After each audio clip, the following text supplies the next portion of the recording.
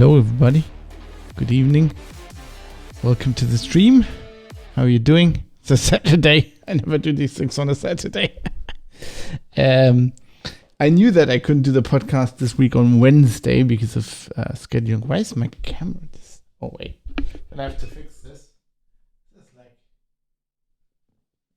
Looks like everything on my wall is like not straight, but it's the camera. What is going on here? Okay, it's better. Sorry, that was driving me insane. Yeah, I knew I couldn't do it on Wednesday, but I was planning for Thursday and then didn't get the prep done on Thursday. Didn't get the prep done on Friday and still had to do prep today. But now here we're at it. I'm gonna try to do this live on Twitch. I say try because I don't know. Last time I did an episode on this topic. Well, I streamed it, but then I couldn't do I couldn't highlight it. Like Twitch was refusing to do that, probably because I said the evil word, and this is gonna have repercussions now today as well. You know, I said child porn because that's what the podcast is to some extent going to be about, not because I want to, but basically because the EU is making me to. Yeah, so that was weird. But yeah, we'll see. I'll download the video file immediately after the show so I can upload it to YouTube again, because I wouldn't be surprised if Twitch is again. I mean, they do live captioning, so they're obviously detecting what people are saying in the streams. I'll probably, by saying that word, I've probably just got this unlisted everywhere and nobody will find the stream ever again. But, you know, it is what it is these days. What else can you do? What is this? Okay. That looks okay. That looks like it's good. Let's see. Do live captioning, so they obviously detect. What is this? Seems to. Oh, my stomach is growling. Anyway, cheers everybody.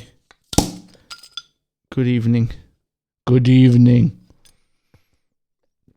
Turning into Alfred Hitchcock. Don't I have a chiron? Is that what they call it? A chiron, a lower third. That's what it's called. Okay, let's do the show. This is not going to be a popular topic, but I think it needs to be very badly talked about because we're about to get some very, very, very bad law in the EU, and people aren't quite understanding what's going on. And it's really easy. And I've talked about this, but yeah. So maybe getting by the angle who paid for it will do something. I don't know. I can only try. So let's do this, shall we? Well, maybe I should. If I'm recording a podcast, maybe I should actually push the record button. That's a classic thing. Was I actually wait, what? Was I recording? No. What the fuck? Okay. Anyway, do this again. Hello? 1, 2, 3. Okay. Let's do this again.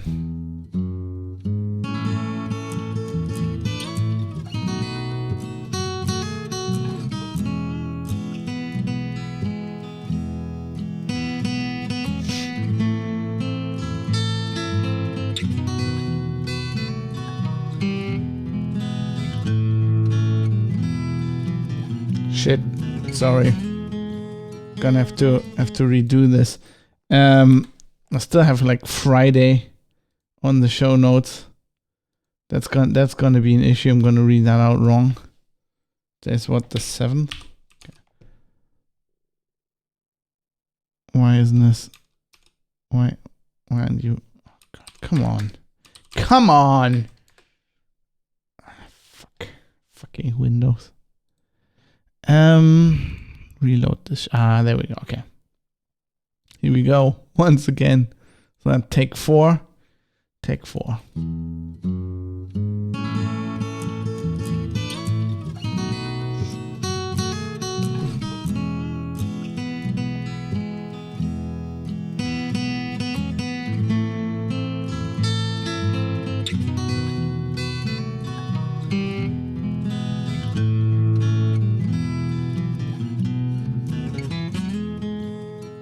You're listening to The Private Citizen. This is a Civil Liberties podcast, and you're listening to episode 160 for Saturday, the 7th of October, 2023.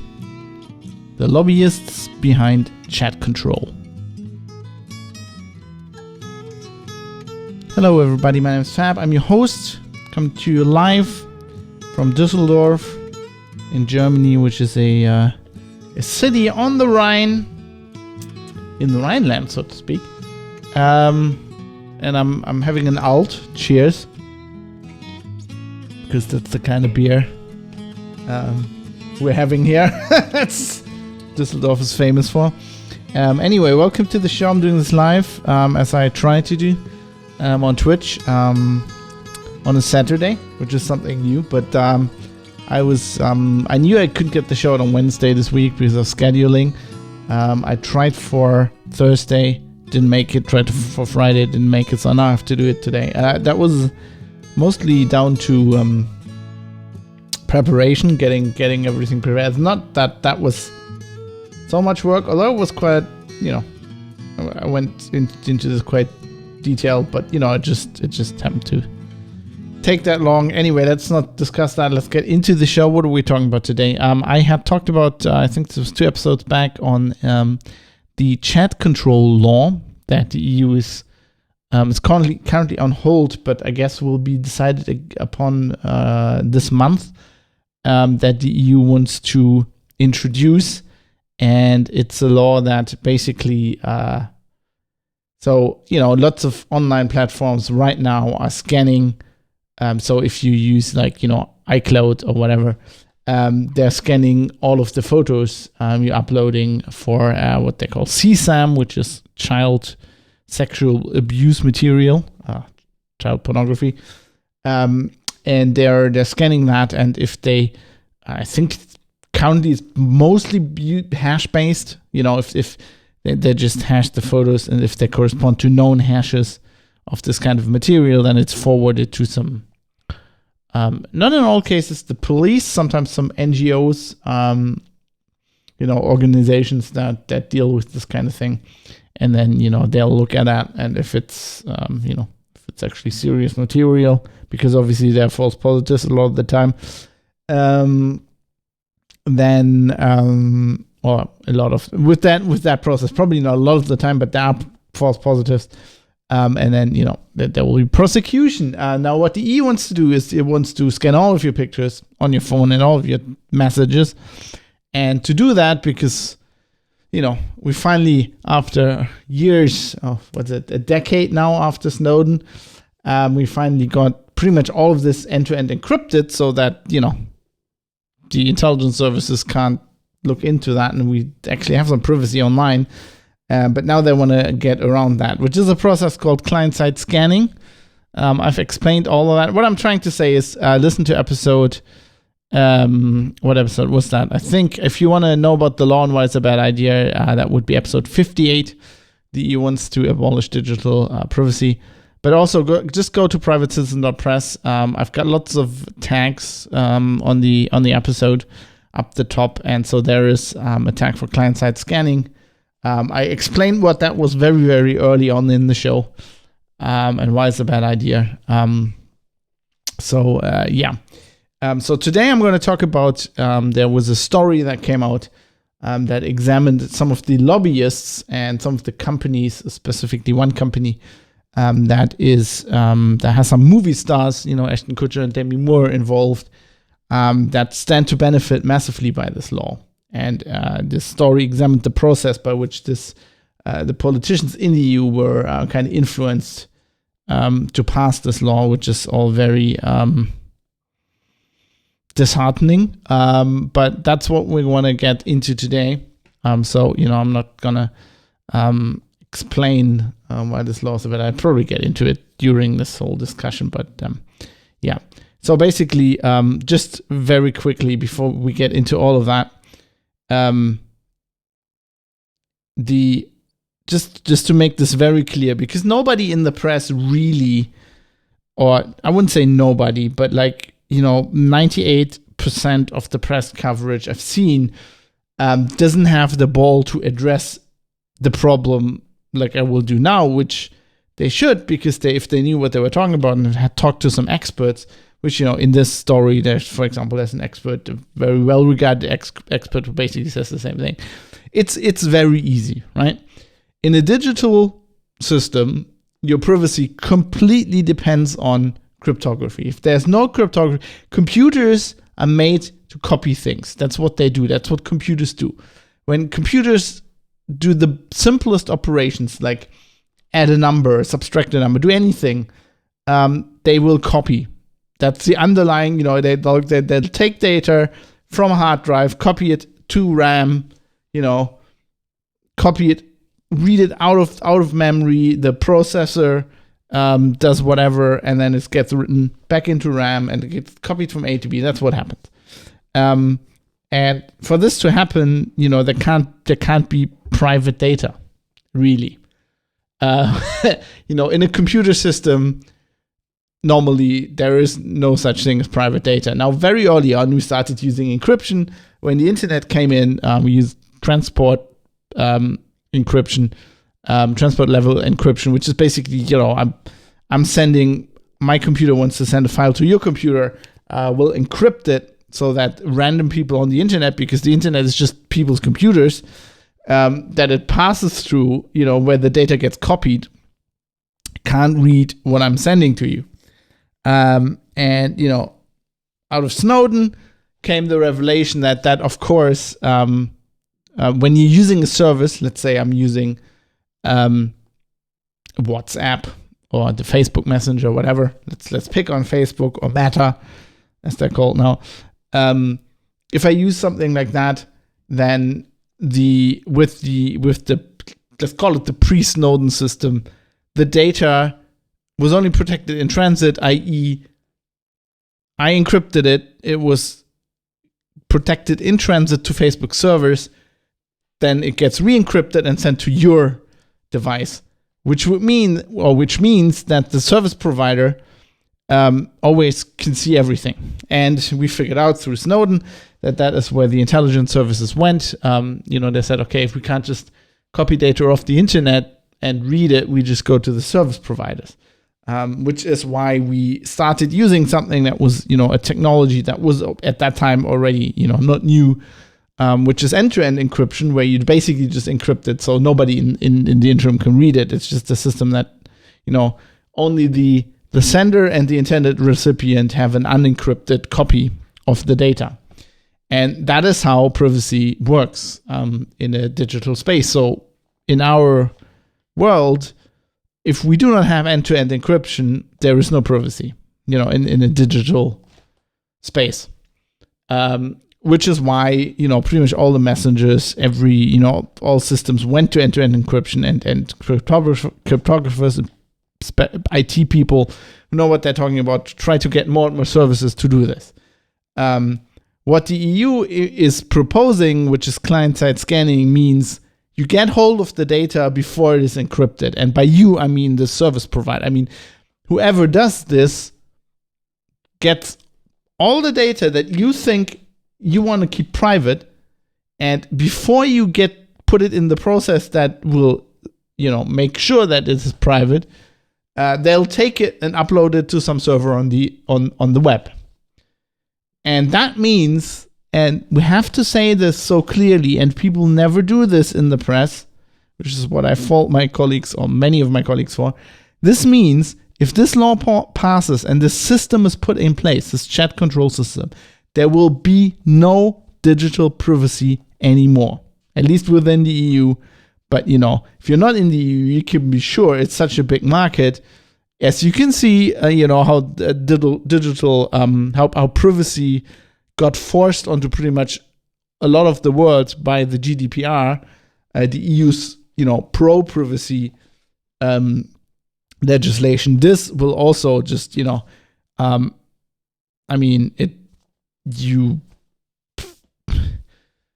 it's hard to foresee a world where, let's say, Apple or WhatsApp has a messenger that will send all of your messages to some to their servers, so the EU can, whoever's we're going to talk about, these companies that actually benefit from these laws can scan that, where it'll be in a way that, that'll only happen in the EU or for people who are EU citizens, and then you'll have a different messenger, or that'll get flipped off that bit. There will be a bit that get flipped, and once you're in the US, you're not subject to this. I think they would implement it in a way that it will send everything to the servers of every user, and then on the server decide if this stuff is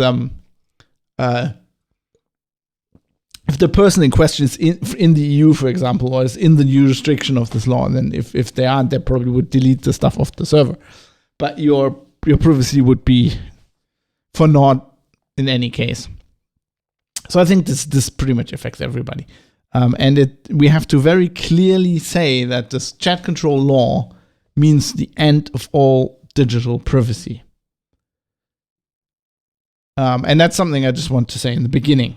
This is a basis, even if you don't listen to this as other episodes, you need to understand the rest of what I'm going to talk about today. But, I've talked about the law, I've talked about why that's a bad idea, and I've talked about client-side scanning a lot on the show.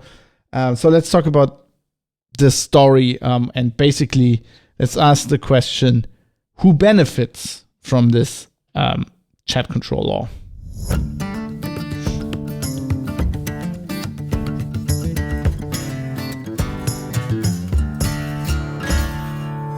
Of course, the proponents of this law say what everybody has said in the last, I don't know, how long the crypto war's been going on now? 25? No, it's been since the 90s, since the Clipper chip.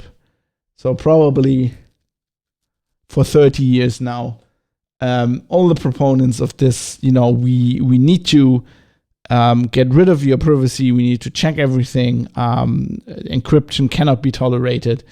They've always said, once someone think of the children. So if you ask them who benefits, they always say, it's the children. This whole story we are talking about today is an article that came out in September in a online magazine called Balkan Insight, and they wrote a very interesting and very long and very in-depth story called "Who Benefits Inside the EU's Fight Over Scanning for Child Sex Content." All of this I'm going to talk about. Obviously, if you go to privatecitizen.press, you will find it there. I have, for this episode, I also have appended this website I've appended as a PDF file that I've used in preparation for the show, where all my notes are on there. So if you want to see my notes and what I was thinking when I was reading this, you can do that. But so that's a very interesting story. If you don't know who Balkan Insight are, it might sound like some fly-by-night operation. But they actually do some quite, they obviously do Balkan stories a lot, but, the EU, it's obviously interests them as well. And I found them, I discovered them actually because the journalist, actually tangentially connected to this story, because when I did that very early story in the show, and then very early episode on this podcast where I explained how client-side scanning works, which was in connection to this EncroChat phone, right, where Europol busted a whole bunch of criminals who were using this encrypted chat technology, basically developed for criminals. But the way they got in there was basically with client-side scanning. And then I talked about that. And I talked about why this is, of course, dangerous to, people using encryption for legitimate purposes as well. And I actually got contacted by a journalist from Balkan Insight who, wanted to ask me some questions, and had some comments. I actually appear in one of their stories as an expert with my commentary on this kind of stuff. So I've been following them ever since, and they seem to be relatively good on like digital matters and stuff like that.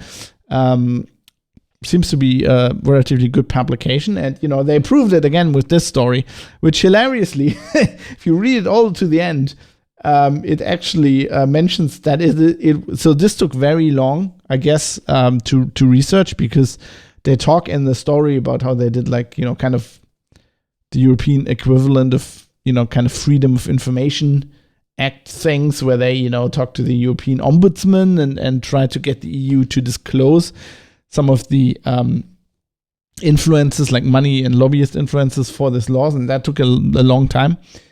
So I guess they spent a lot of work on this story. And interestingly, it's partly sponsored by the European Commission.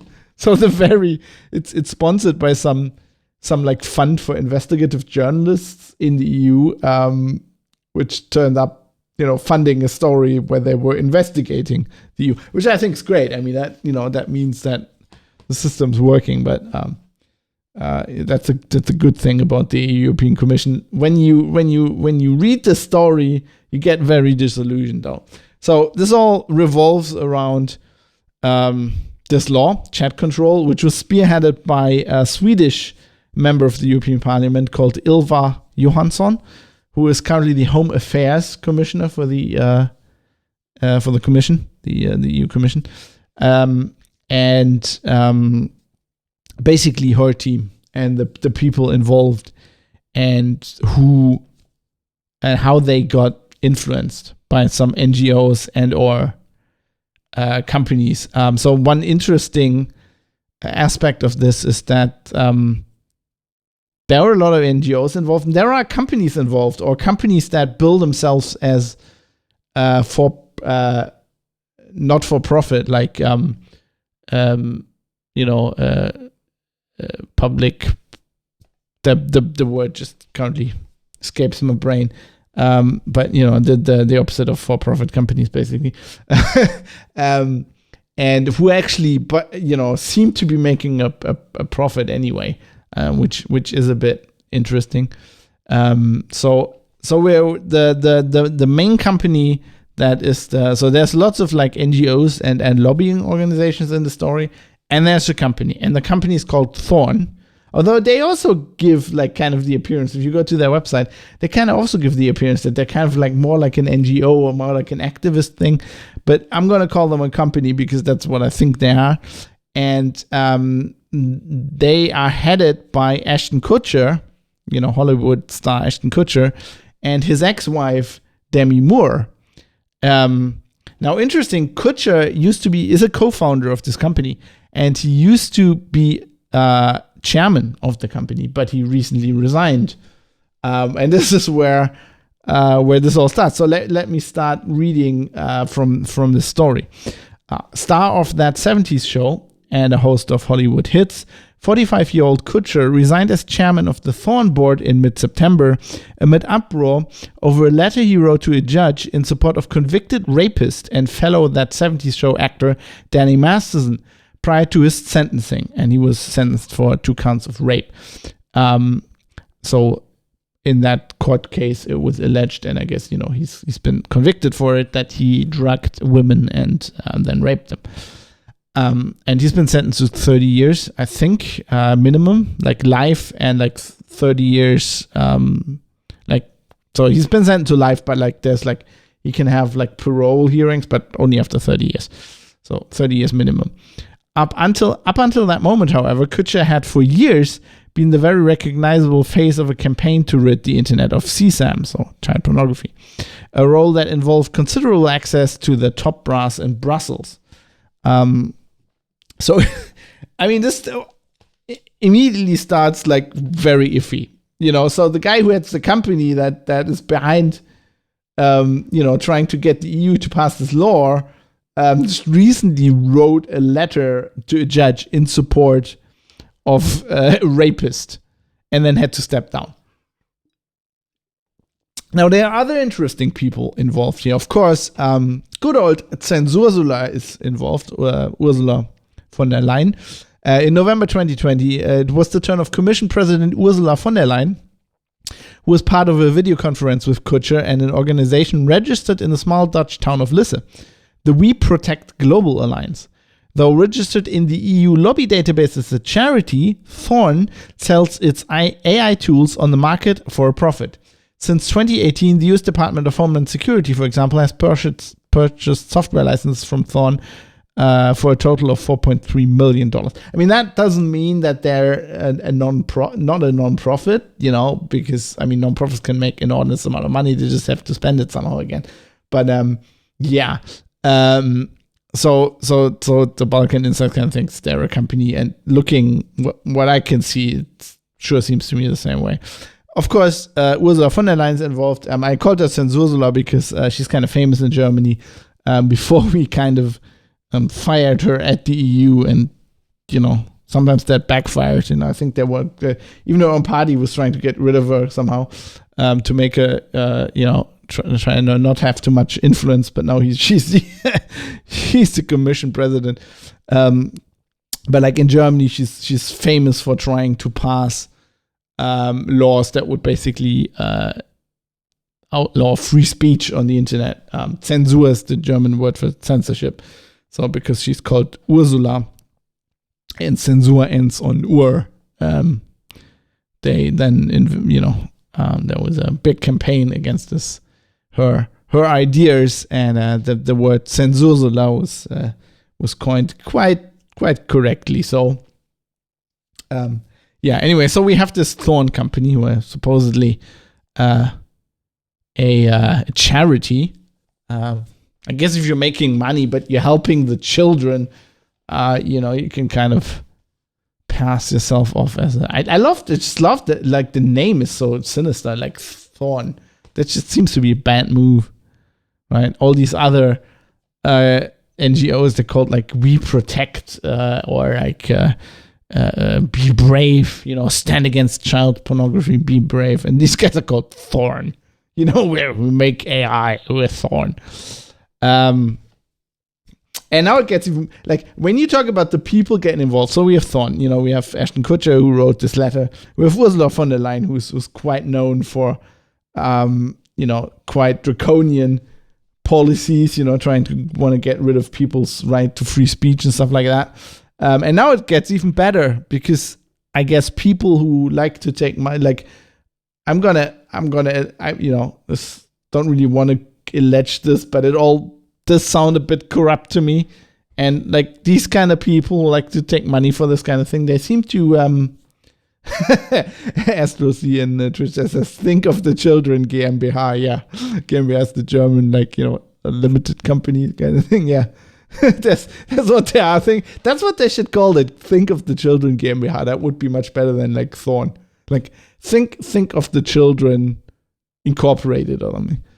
I wonder if there is such a company. But anyway, now it gets even better because these people, I don't know, they kind of tend to find each other, right? So let's go on. Continuing the quote from this story. In November 2022, Kutcher and Johansson lined up as key speakers at a summit organized and moderated by the European Parliament Vice President Eva Kaili, who 3 weeks later was arrested, and you might remember this, and deposed. She's from Greece. 3 weeks later was arrested and deposed over an investigation into the Qatargate cash for lobbying scandal. In March this year, 6 months before his resignation amid uproar over his letter of support for Masterson, Kutcher addressed lawmakers in Brussels, seeking to appease concerns about the possible misuse and shortcomings of the existing technology.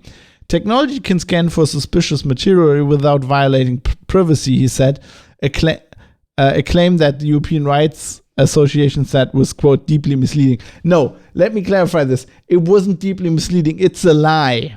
Technology can scan for suspicious material without violating privacy is, I mean, you could construe it in such a way if you say that, yes, you can do that if the content isn't encrypted, but then privacy is not at stake, right?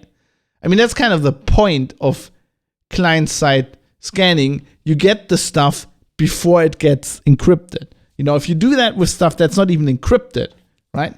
But like even legally, if I upload something, okay, so if I upload files to my Dropbox, right? I don't think Dropbox could go and start reading all of this and then, just willy-nilly. And then I complain and they say, well, there was really no expectation of privacy. You just uploaded it unencrypted. I think a court, at least in Germany, I'm pretty sure in the US would say, no, this is not an argument. People have an expectation of privacy, right? They have yes, you are their service provider, and they can expect that you will just not go and just, read that stuff. So, so even without encrypting it, I think you have a fair assumption of privacy. If you're encrypting it, why else would you be encrypting it, right? The only reason to encrypt it is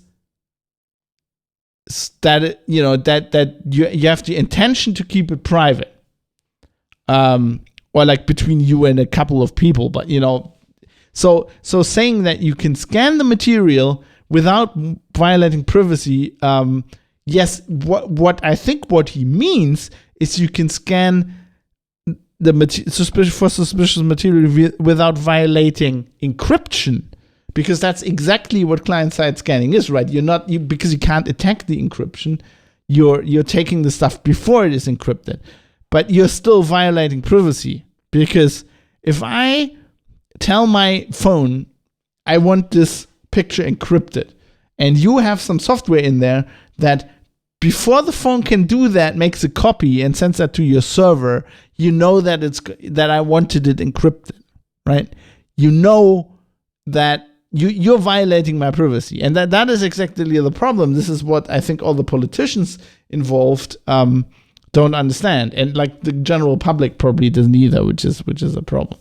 So, but I do think, like, you can't, I've pointed this out with Trump a lot. I can't technically say that Ashton Kutcher was lying here, because then I would have to prove that he knew. Like, he could just be dumb. Like, let's put it this way. He's either lying or he's too dumb he's so dumb that he shouldn't be allowed to talk about stuff like this, because he doesn't know what he's talking about. He either knows that, like, you cannot get it. Like, at the point where it's encrypted, there's nothing your technology can do. So you have to get in there before it's encrypted. So you're knowingly violating the user's intention who wants encryption, which, can clearly be interpreted as, the user wants privacy. So either he knows that, in that case he was lying at this event where he was talking to lawmakers, or he's too dumb. He's so dumb that he shouldn't be allowed to talk about stuff like this. I mean, he's a Hollywood actor, so that could be the case, right? Let's give the guy the benefit of the doubt here. Maybe he's just really dumb. I mean, he married a woman who was first married to Bruce Willis. Let's leave it at that. Continuing to quote here, the Commission has been reluctant to detail the relationship between Thorne and Johansson's cabinet under the EU's Freedom of Information mechanism.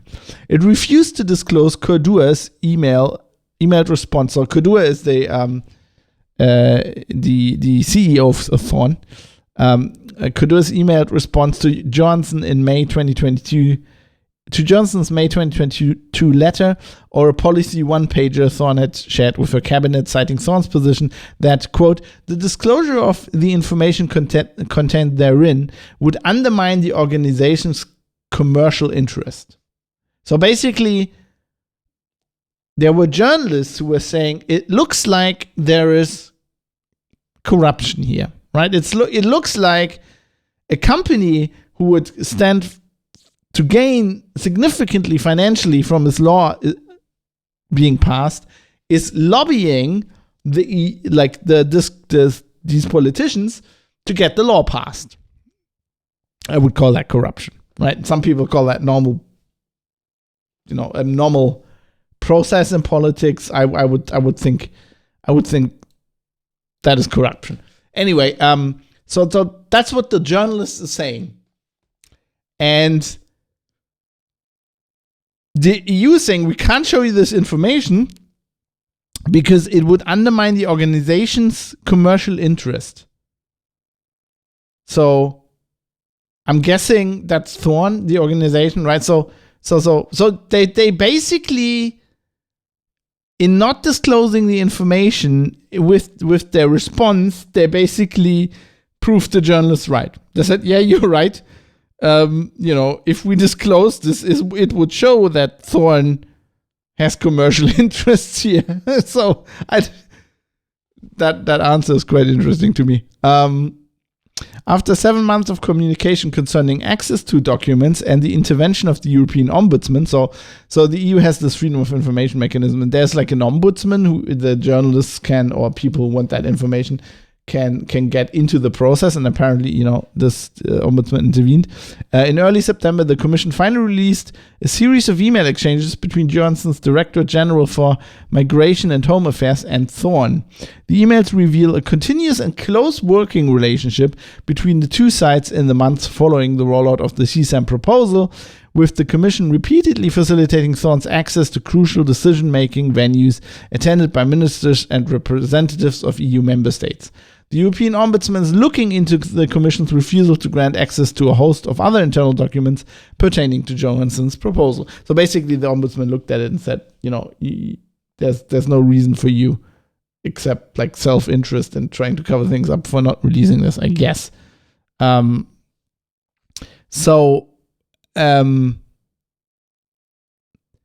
we have here is a company that does AI, that creates AI tools for the public good or whatever, but they're also selling them. They're not giving them away for free. They got millions from the, what was it? Let me go back here. From Homeland Security, right?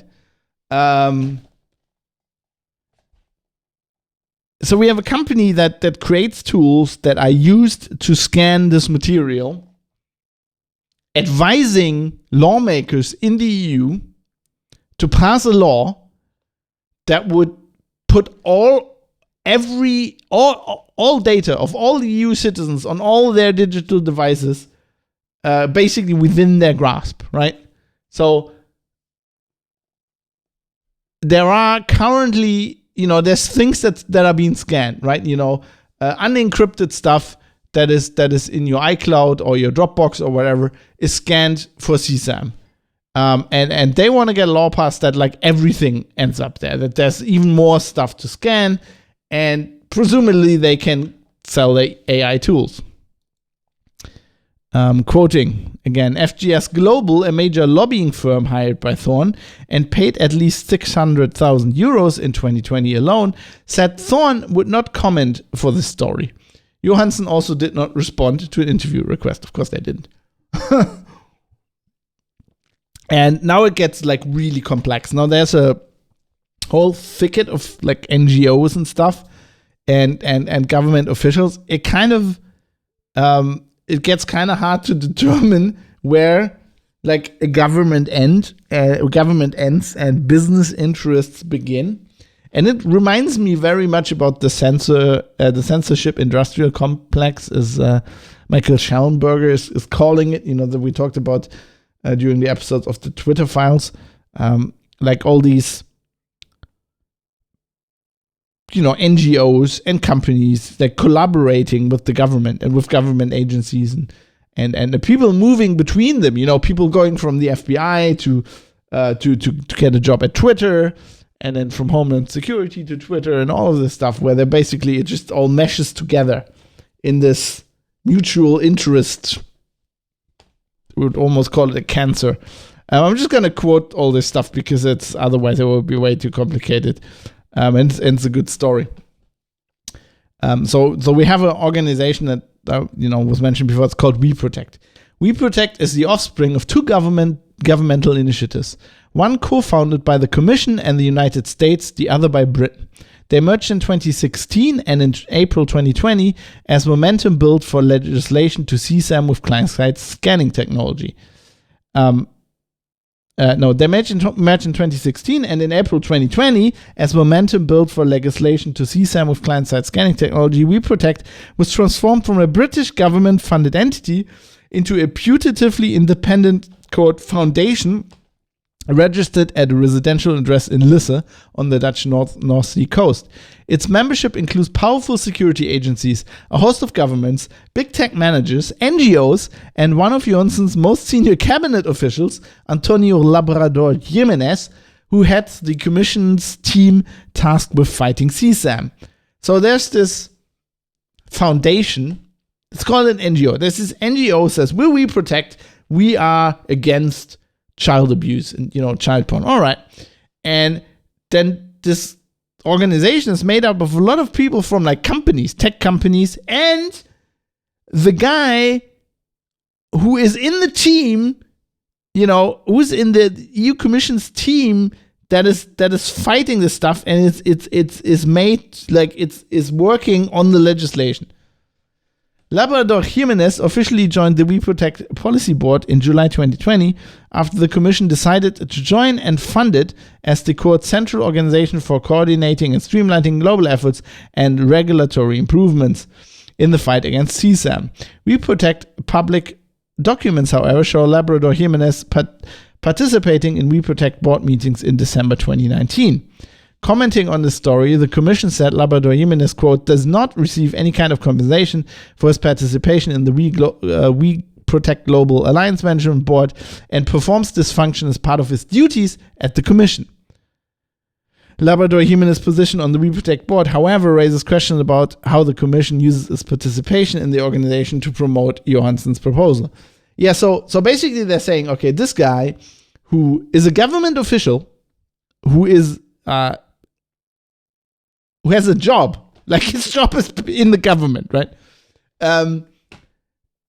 Is also on the board of this foundation with lots of like public and private partners. And that's okay because he doesn't get paid. What? I mean, I guess it's only corruption when you get paid, right? I mean, does the conflict of interest here go away just because, like, why? So I don't understand why the Commission is funding this. Well, I mean, yeah, I understand why they're funding. It's kind of like, sorry, I said that wrong. I do understand why they're funding this, this foundation. It's like it was like it originated in the government. It's kind of like how they're funding, independent journalism, how the story came about, right? The EU tries to fund like organizations and try to make things better. I get that. Like they're like, okay, the fight against child pornography is important. Which it is. So we're funding it. That's completely okay. But like having intermeshing this, right? Isn't that enough? Like, isn't the funding enough? Why are you intermeshing this organization then with the people who draft laws? Like the government official who, like, wouldn't the only reason to fund an organization like this and to have an organization like this outside of the EU so that organization can do things that the EU can't, right? So you're funding independent journalists because that's not the remit of the EU, right? The EU is a government organization and the press has to be external from government. Still, the government in a state under the rule of law and everything, the government, the whole system benefits from having a press. So it makes sense that they indirectly basically sponsoring but like that whole like that they're sponsoring good journalism. But like if that would be like if they were funding a newspaper and then they were putting a government official, making them the editor-in-chief of that fucking newspaper, that would defeat the whole purpose, right? Because they wouldn't be independent anymore. Like it couldn't do the job a free press needs to do. And this to me is kind of like the same thing. Why are you funding an independent entity if it's not an independent entity, if it's all tied up with your lawmaking process? I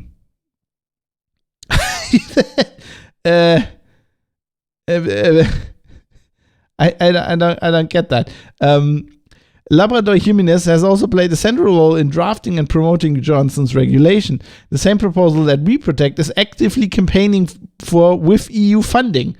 And next to him on the board sits Thorne's Julia Cordua, Cordua that we talked about earlier.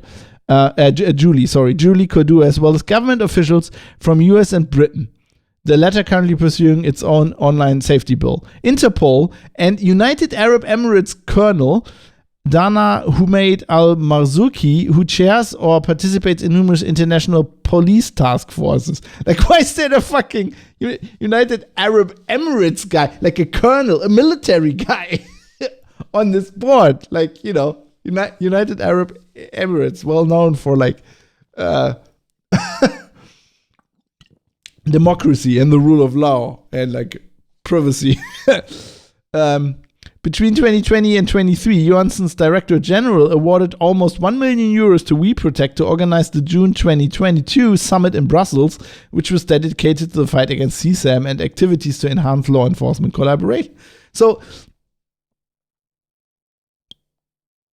this is like the guy who's responsible to like give input and to some extent like draft this legislation is in an organization that has this Thorn CEO on the same board and like lots of police people and Interpol and God knows who else. It's like, is that not a problem? Is that not a problem when like a politician and well, I guess he's a government official. He's more like he's just like on her team, right? He's like in a clerk or whatever, a glorified clerk. But like, I mean, his job is in the government fighting this stuff, and that should be it. Why is he also in the? These are just rhetoric questions, right? Obviously, the story can't allege this. They can also only show like the connections. But I think the implication is obvious. He's there to get input from these people and then put it into the lawmaking process.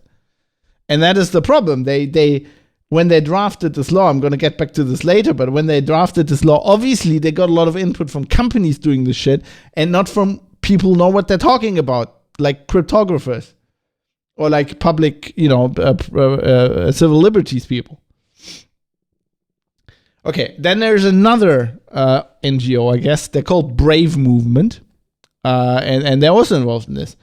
Brave Movement's links with the Directorate General for Migration and Home Affairs go deeper still. Its Europe campaign manager, Jessica Airy, worked on communications for the Directorate General between October 2022 and February 2023, promoting Johnson's regulation. According to her LinkedIn profile, Airy worked closely with the policy team who developed the child sex abuse imagery legislation in D4, where Labrador Jimenez works, and partners like Thorn. She also worked horizontally with MEPs, We Global Protect Alliance, and AppCat. Asked about a possible conflict of interest in Airy's work for Brave Movement on the same legislative file, the European Commission responded that Airy was appointed as a trainee and so no formal permission was required.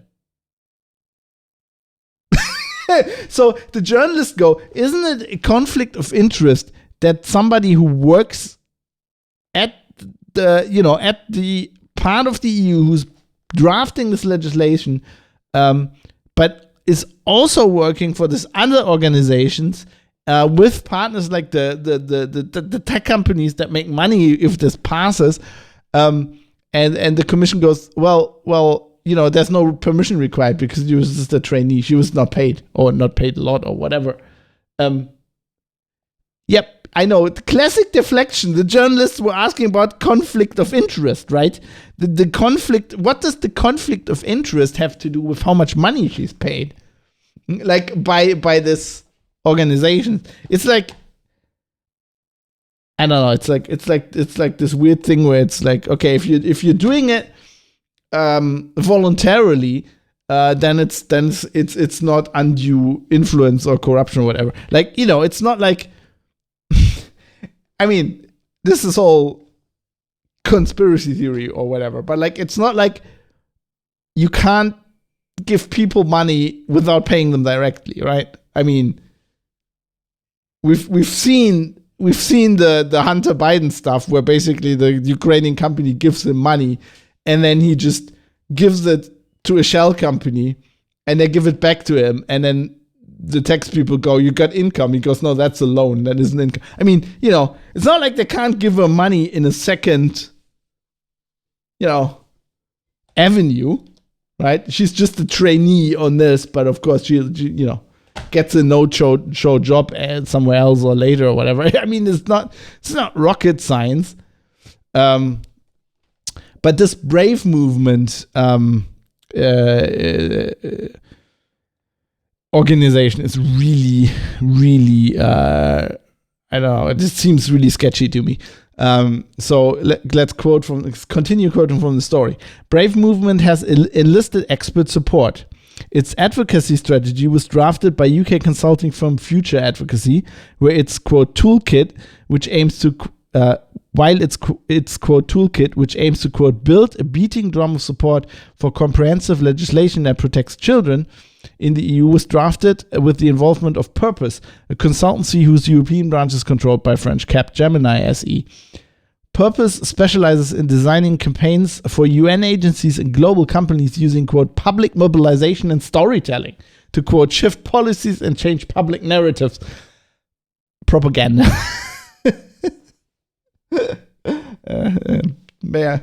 Should I quote Bernays again? Sorry, I was trying to drink and got used the closed beer bottle. That didn't work. Yeah, we call that propaganda.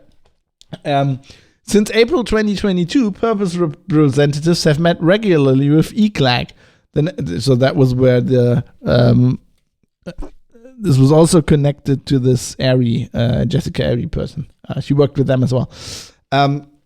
No, that was AppCat. Sorry, there's too many acronyms in this. Since April 2022, Purpose representatives have met regularly with ECLAG, the network of civil society groups and lobbyists, to refine a pan-European communication strategy.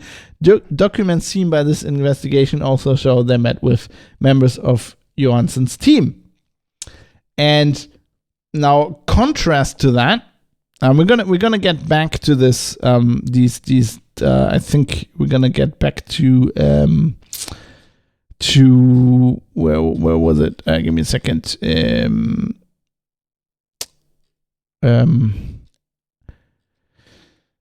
It's so confusing. This whole thing is so confusing. We're gonna get back to Brave movement in a bit, I think. But before we do that, let's contrast this with another NGO that is actually also engaged in fighting children's abuse, and that wants to get involved because they know a lot about this process, but they have maybe a different agenda or a different view.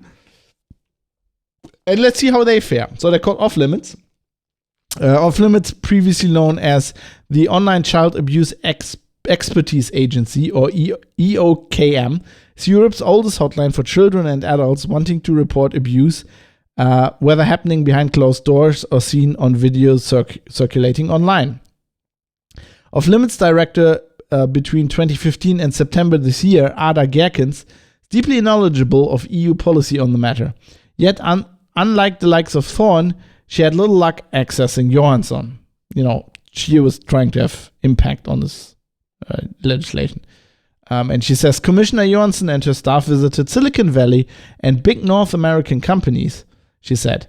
Companies representing themselves as NGOs but acting more like tech companies have influenced Johnson's regulation, Gerkens said, arguing that Thorn and groups like it, quote, have a commercial interest. Gerkens said that the fight against child abuse must be deeply improved and involve an all-encompassing approach that addresses welfare, education, and the need to protect the privacy of children, along with a multi-stakeholder approach with the internet sector. And I think this is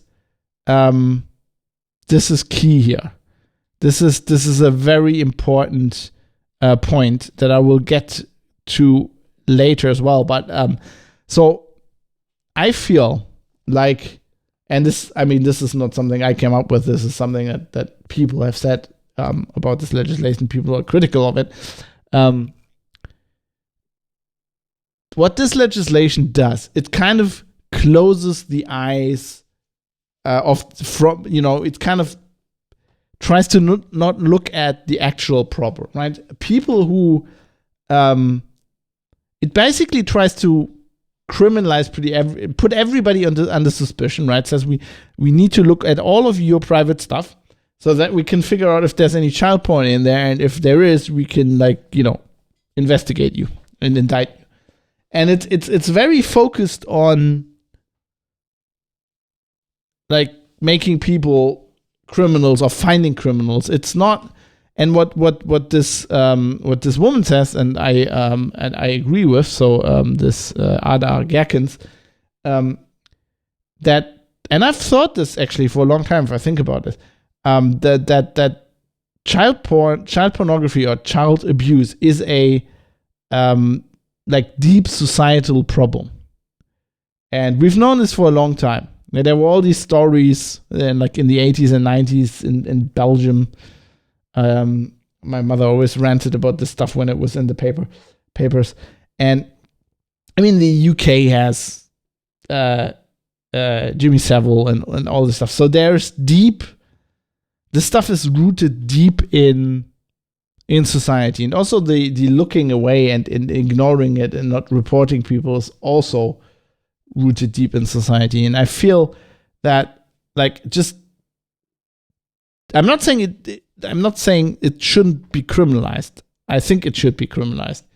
But we're just focusing on criminalizing it and prosecuting people instead of addressing the problem, right? It's kind of like how the drug crisis in the US got out of hand, because in the US they were very much concentrating on prosecuting people, drug dealers and stuff, and they're not addressing, or like, especially when you're talking about, like, the opioid epidemic, like they were not addressing the underlying problem.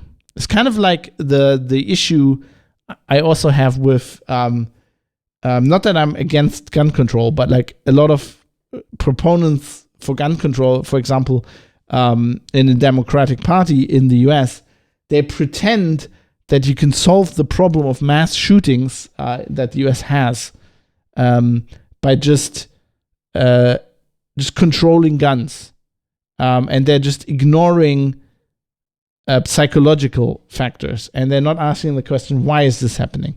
And I feel the same here. Like, why is this happening? How is this? How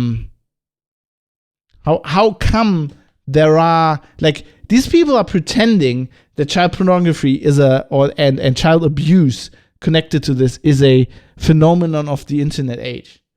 But this stuff has happened way before the internet was, like, in the public's hands, right? This has happened back in the day, they apparently used to share, like, videotapes. And there are also really disgusting, like, people who abuse children who, like, they don't, like, they just do it, right? They just meet and kind of like Jeffrey Epstein and his fucking island have, like, they're just protected, I guess, by, like, a network of people who look away, or who do not go to the police or whatever. I have no idea. I have no idea how this stuff works. I'm so far from this topic as anybody could be. I really have no idea. I don't even have children, so it's like I'm just out there. I'm not even particularly interested in this stuff. But I understand that's a problem, and I understand why it's a very sore topic for parents. But, like, we would all benefit, I think, like she says, from addressing. Like, I'm not saying you should not prosecute people or investigate people. I actually think you should do that more. One of the reasons why I think this legislation is dumb is because if you talk to people, I've actually did this. I did a story that was tangentially connected to, like, child abuse, like child pornography online. It was basically a dark net as a story, right? And there's obviously we were researching weapons, arms dealings, like drug dealings on the internet, right? On like underground forums. And, child pornography is always a factor, always comes up. And I was actually talking to some, criminal investigators in the police. and the German police that are tasked with finding this, and they were talking about how they actually go undercover, they go into these forums, they actually try to ingratiate themselves with these people, and try to crack these rings of people who trade this stuff, and they are undermanned. Like, they have no capacities. Like, they get more hints about this stuff than they can actually investigate properly. So these companies make it sound like, oh, we're going to magically do this all with AI, which I think is bullshit. I know it's bullshit because I know how these technologies work, and I know it won't solve any problems. It will, if anything, give more material, or more, not even material, it will tie up the police with stuff that maybe isn't legitimate child pornography. And even if not, it will give them more material, and they don't have enough people. They also have a huge problem that there's not many people who want to do this job, right? Because in this job, you have to look at child pornography every day. This one commissar was actually taught, that's what we call in Germany, a detective, basically. This one detective was telling me how many people burn out on this stuff, and that there are many people who get transferred into this unit, and they're very gung-ho, and they want to make the world a better place, and then after like 2 weeks of looking at the stuff, they're like, I can't take this anymore. I need to transfer back to my old department or whatever. Like, I can't do this. You need to be a pretty resilient, like psychologically stable and very resilient person, and have a lot of fortitude to deal with this stuff.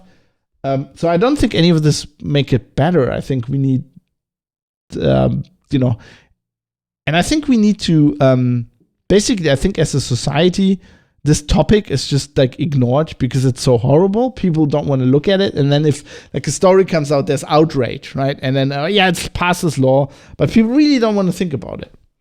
And this plays into the hand of these tech companies who go like, well, it's an online problem. You don't need to concern yourself with that. Just pass that law, let us deal with this, and we'll use AI, and it'll be magically, and it'll go away. Which I don't think this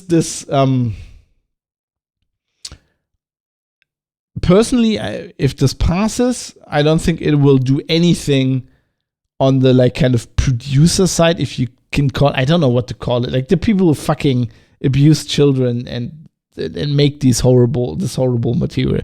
Like, they won't get caught by this. They're not using a phone that uploads all of this. Like, they're not, the people who consume this, you'll catch more of them, but I don't think that'll make the problem go away. Because, I mean, obviously it's a thing. It's obviously, like, you can't get rid of these people. Obviously, there are people that are born, and then at a certain whatever, I don't know if it's genetic or if it's behavioral or both. Who the fuck knows?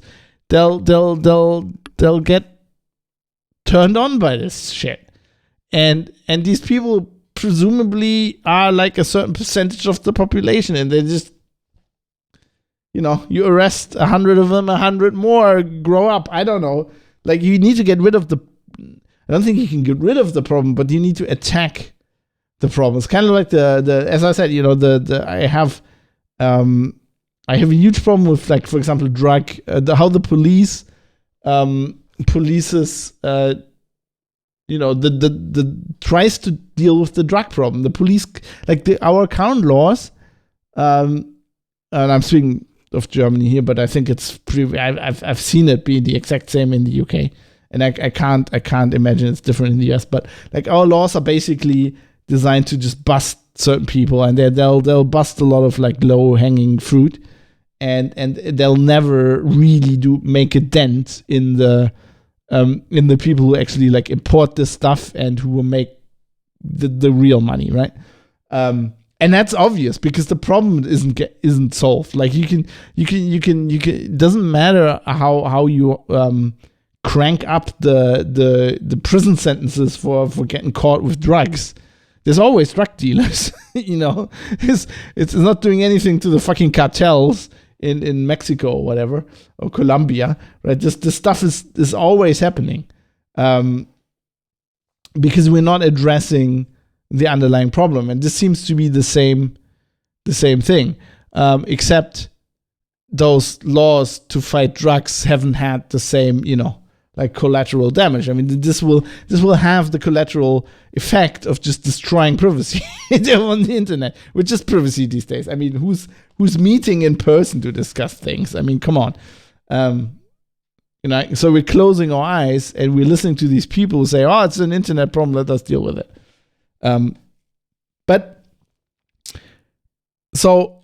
So this Ada Gerkens, who's from this Off Limits organization, who is headquartered in Amsterdam. Interesting. Of course, she's not the only one who thinks like that way. There's also governments. I mean, the German government held this law back because it's concerned with the privacy implications.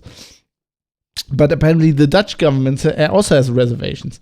So, quoting from this story again, it's a position reflected in some of the concerns raised by the Dutch in ongoing negotiations on a compromise text at the EU Council, arguing in favor of a less intrusive approach that protects encrypted communication and addresses only material already identified and designated as CSAM by monitoring groups and authorities. A Dutch government official speaking on condition of anonymity said, "The Netherlands has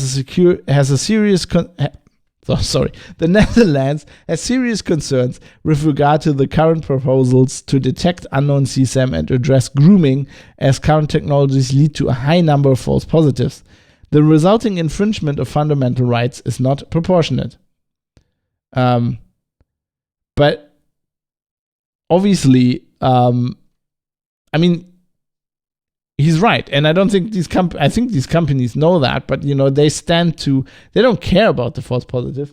They just stand to make a lot of money because they'll have a lot more material, and you'll need their technology to search it, and it's kind of like the censorship industrial complex, which spawned all these companies that analyze the Twitter fire hose and all that stuff, right? Continuing here in the story, in June 2022, shortly after the rollout of Johnson's proposal, Thorn representatives sat down with one of the Commission's cabinet staff, Monica Maglione. An internal report of the meeting obtained for this investigation notes that Thorn was interested to understand how, quote, bottlenecks in the process that goes from risk assessment to detection order would be dealt with. Detection orders are a crucial component of the procedure set out within Johnson's proposed regulation, determining the number of people to be surveilled and how often. European Parliament sources say that in technical meetings, Salardios, the rapporteur on the proposal, has argued in favor of detection orders that do not necessarily focus on individuals or groups of suspects, but are calibrated to allow scanning for suspicious content. This, experts say, would unlock the door to general monitoring of EU citizens, otherwise known as mass surveillance. So, with other words, this is the part of the legislation where they're going, no, it's not a law where we can circumvent people's privacy if we have a reason to, right? Kind of like, I mean, I've talked about this, the German government, we have legal spyware, right? The police can put spyware on your computer or your phone. But at least that has to be signed off by a judge. And that's bad enough because it's, as we know, judges sign off these things way too often. I've talked about this on the show in previous episodes. But, this is, so here they're going from that to just let's look at everybody's stuff. In the same meeting with Maglione, Thorn representatives expressed a, quote, willingness to collaborate closely with the European Commission and provide expertise whenever useful, in particular with respect to the creation of the database of indicators to be hosted by the EU Centre, as well as to prepare communication material on online child sex abuse. The EU Centre to Prevent and Combat Child Sexual Abuse, which would be created under Johnson's proposal, would play a key role in helping member states and companies implement the legislation. So this is kind of like the technical part of it. They would take care of the technical part that comes along with once the law is passed. It would also vet and approve scanning technologies as well as purchase and offer them to small and medium companies. As a producer of such scanning technologies, a role for Thorn in supporting the capacity building of the EU Centre database would be of significant commercial interest to the company.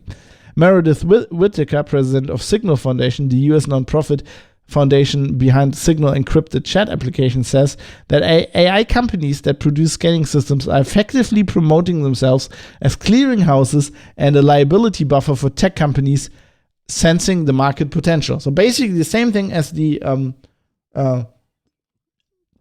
as the censorship industrial complex, where you have companies. So you have as government agencies like the FBI wanting to look at all of the Twitter, all of certain all of the tweets of a certain person, whatever. Like they have certain targets, and they can't do that themselves. And like Twitter can't really do it themselves. So there are these companies which who come up, who analyze the stuff, right? They get all the tweets that are going through the Twitter system. They get a feed of that, and then they scan that for like indicators, as they like to call it, like in intelligence circles, and suspicious things that the FBI wants investigated. Then they hand those tweets to the FBI, and the FBI then goes to Twitter, which like insulates the whole thing. So like the FBI is not directly responsible. Twitter is not directly responsible. It's the same kind of middleman position, and they often do the same things, like bullshit. Oh, we use AI, which just seems to be an excuse. I'm listening to a podcast a lot called America This Week with Matt Taibbi and Walter Kern, who are two very, very intelligent people. And Walter Kern has, over this year on this show, kind of whenever they're talking about AI, his thing is like, he's a novelist. He's also a journalist, but he's also a very, very good novelist and a screenwriter. He has so he looks at stuff with like kind of a novelist perspective, which is very interesting.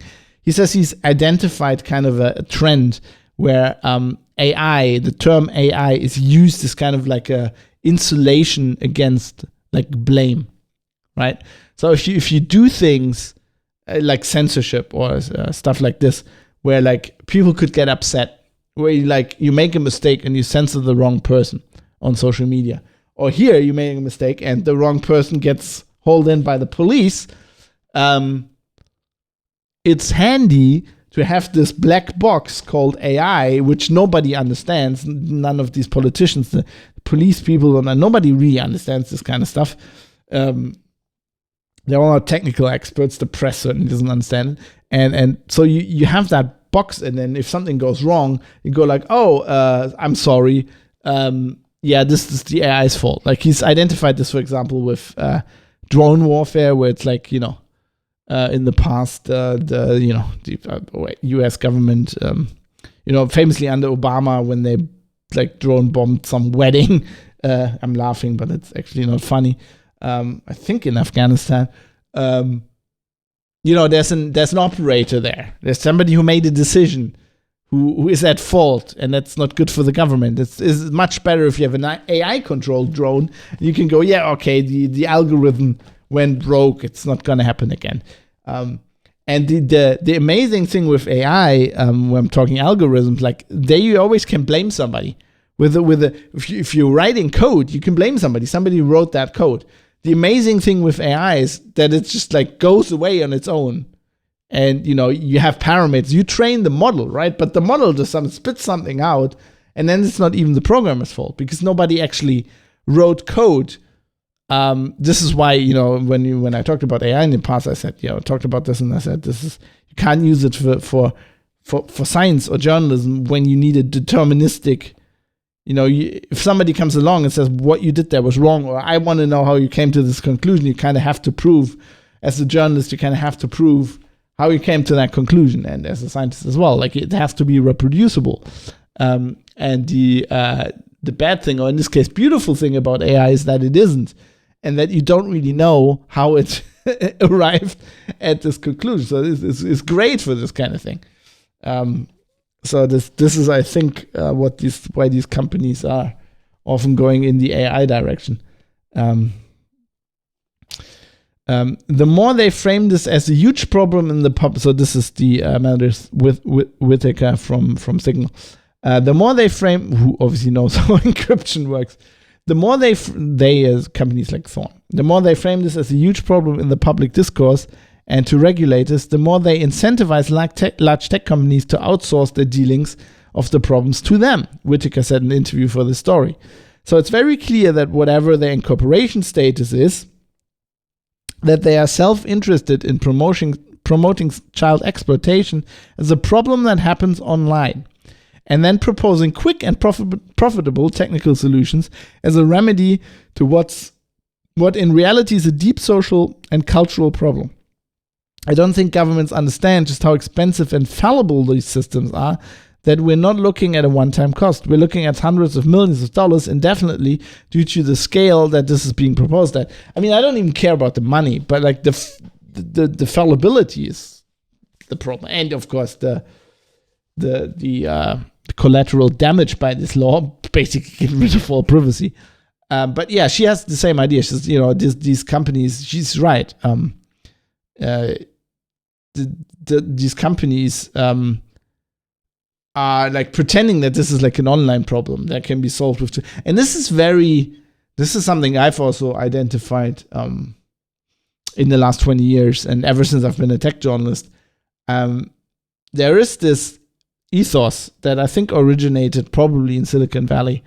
But with the success of Silicon Valley and its products has spread everywhere, that I think initially it was an American problem, right? This idea that we have a problem and we can solve it with technology. It's like a very like utopian science fiction, like kind of like was had like 60s, 70s science fiction, right? That like technology can solve all these problems at some point. And like science, right? That we will be able to cure all diseases and get rid of all these societal problems with technology. And we've learned again and again in the last 20 years that is not the case, right? I said the same thing when they said, okay, we have a pandemic, we need like Bluetooth tracking, which was patently a bad idea. If you like stepped back a little bit from the panic and just went, let's just assess this idea on its own merits, it was very easy to see how that was a bad idea, how that would never work. But like with faith, into like technology is gonna save us here, which is this typical Silicon Valley. It's almost a brain cancer. It's like this overhyped belief in technology. And I've personally identified, especially in the tech press, it's like a cycle, right? It's like a new technology comes out, the press is like, this will solve X. And they're like, oh, gung-ho. And for like maybe a year or two, they're like, oh, this will solve everything. And then suddenly it becomes clear that, of course, it won't. And then they're like really disappointed. And they go like, often they it's like the user's fault, or like it's like somehow society's fault. That this is like this, when they like, ignoring human nature, think that something will change the world, and then it turns out no, actually it doesn't, because of human nature, and then they're angry about human nature, when they should have just from the beginning just logically looked at 4,000 years or 6,000 years of recorded history and go, well, that's not going to help. It's going to make some stuff better, but it's not going to solve the problem. And this is the same thing. Like, this is not going to solve the problem. Aside from everything else this is going to cause, which is my main concern, it is not going to solve the problem. It might put more people in jail. It might put twice as many people in jail. It might put 3 times as many people in jail, but it will not solve the problem. And what we need to do is we need to get people to understand that this is not a technology problem. This is not an online problem. This is a societal problem. There are people in our society who are sexually aroused by small children. I don't know what that is. It's probably a disease, right? It's a psychological condition, and we need to understand that and start addressing that. And of course, we also need to criminalize it, and we need to fight people who make money of this. And that's the more important. Like, we need to fight the people who are benefiting by this the most, the people who produce this stuff, and the people who spread it around, instead of just like presuming everybody's guilty and attack it from that end.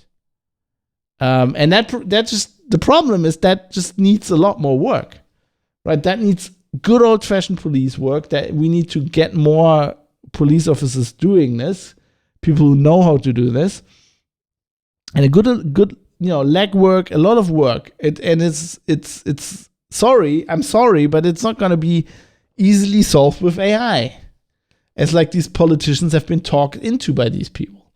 Okay, so I've talked a lot about why this is a bad idea and how you cannot have privacy without end-to-end encryption, and why uploading shit to the cloud and AI is not a solution. But if you still don't believe me, here's two more arguments. One's from Matthew, as they say, Matthew Daniel Green. Matt Green, as I know him, is a very, very respected cryptographer. He's a cryptographer and security technologist, a professor, I think, at Johns Hopkins University. And he's been quoted in the press. He's very, very knowledgeable about encryption and has, unlike maybe many people who are actually cryptologists, has a way of being able to just explain these things succinctly to like normal human beings. So I've read a lot of his blog posts and stuff and quoted them a lot in my stories because he's a very down-to-earth and very knowledgeable guy. Anyway, he said there was an evident lack of scientific input into the crafting of the regulation. Quote, in the first impact assessment of the EU Commission, there was almost no outside scientific input. And that's really amazing since Europe has terrific scientific infrastructure with the top researchers in cryptography and computer security all over the world, Green said. And not only all over the world, like one of the most respected universities when it comes to cryptographic research is KU Leuven in Belgium, which is actually relatively close to where these people are in Brussels. Among many other people, the guys who invented AES, the encryption standard that is pretty much universal, were at KU Leuven when they invented it. So, the EU Commission has really knowledgeable cryptographers right next door, and they didn't ask him. Now, he says this, right? This is in the story. In a bit, I'm going to talk about Johansson's reply, and she disputes this. In her letter, she says that's not wrong. That's not right. We asked experts and cryptographers. I guess she alleged. I mean, what Green says, you asked experts from companies, but you didn't ask actual experts. And this is obvious. I mean, I don't believe Johansson, and I believe Matthew Green for a very simple reason. Anybody who knows this, and I said this in the last episode when I talked about this shit, this legislation, it's obvious that these politicians did not ask actual experts. They continue to insist that you can have privacy and end-to-end encryption and do this scanning. This is patently wrong. That's wrong. That is wrong. Right? That's like saying you can, I don't even know what would be that stringently logic that you could say. That's like saying we can have a war without casualties. Okay, that's more of a historic thing. You look back and it's obvious, but like, it's like a scientific. It's like you ask, you're legislating something about nuclear bombs, right? And then you say, well, we asked the experts, And the experts have told us that we can build a nuclear bomb without splitting the atom. So we don't need nuclear fission to build this nuclear bomb. And then some expert says, well, that's bullshit. You obviously didn't ask the expert. That's kind of what this is. It's like, if you don't know the topic, so I don't know if I don't know what's going on. It seems that they are influenced by these companies and not by actual experts. I don't know what they think. I don't know if people like Ylva Johansson know that they're talking bullshit and think they need to do that because they want to protect the children. Basically, they need to misguide the public because they want to protect the children. It's all for the good. Or if she just doesn't know, right? There's lots of press reports about this, where it boils my piss, as we like to say in the UK. And I'm going to write a story about this at some point. It really boils my piss when journalists do this, and they go, this is the side of the of the EU Commission, and they say we need to do this, blah blah blah, and they say that this can be like this encrypted data can be scanned without this data can be scanned without breaking the end-to-end encryption. And then we asked a cryptologist, and the cryptologist said, no, that is actually wrong. That is not possible. And then they leave the story, right? That is just shitty journalism.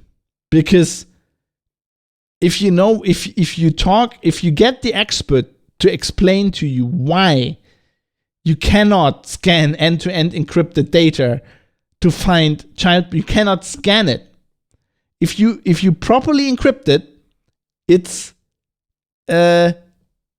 white noise. It's like it looks like pseudo random noise. It's like you can't find anything in there. That's the whole point for encryption. Like, if you understand that, and then you understand that the way around is scanning it before it gets encrypted, which makes the encryption useless, right? Then you don't write it like that. Then you don't write the story like that. I wouldn't write the story like that. I wouldn't say, I ask an expert and they say what the politician said is wrong. No, I'd say what the politician said is wrong, and here's why. Because this is how encryption works. I mean, yeah, it's a complicated topic, but if you're a fucking journalist and you're writing about this, and the whole privacy of everybody living in the EU going forward is at stake, you better fucking knuckle down for like a day or two to learn this shit. It's not that much to ask. Like, I had no fucking... What was it? When Heartbleed came around, right? I was sitting at Heise, and I was the last guy in the office, and I had to write the story. I had no fucking clue how, like, a TLS handshake worked in detail. I didn't fucking know. But this is what the internet is for. You research that shit. You make yourself a lot of strong coffee. You sit the fuck down, and you just go home that day at, like, I don't know when I was home, like 1 o'clock or something at night. You fucking knuckle down, and you better learn this shit, because I guess it's hard, but that's your fucking job, and that's this journalist's fucking job. Anyway, Matt Green goes on. The idea that we are going to be able to have encrypted conversations like ours is totally incompatible with these scanning automated systems, and that's by design. And there you have it, ladies and gentlemen. The professor in cryptography just explained it to you. And the companies that want to make money and the politicians that are influenced by them are full of shit. Anyway, if you need another argument. In a blow to the advocates of AI-driven CSAM scanning, US tech giant Apple said in late August that it is impossible to implement CSAM scanning while preserving the privacy and security of digital communications. The same month, UK officials privately admitted to tech companies that there is no existing technology able to scan end-to-end encrypted messages without undermining users' privacy. Well, no shit. If even Apple says that. Apple don't really put themselves out there like this, but I'm like, yeah, I mean, everybody who knows what they're talking about knows this. we're going to pass a law that planes are not allowed to have wings anymore because that just costs too much money. And the wings is where the engines are attached, and the engines are what causes the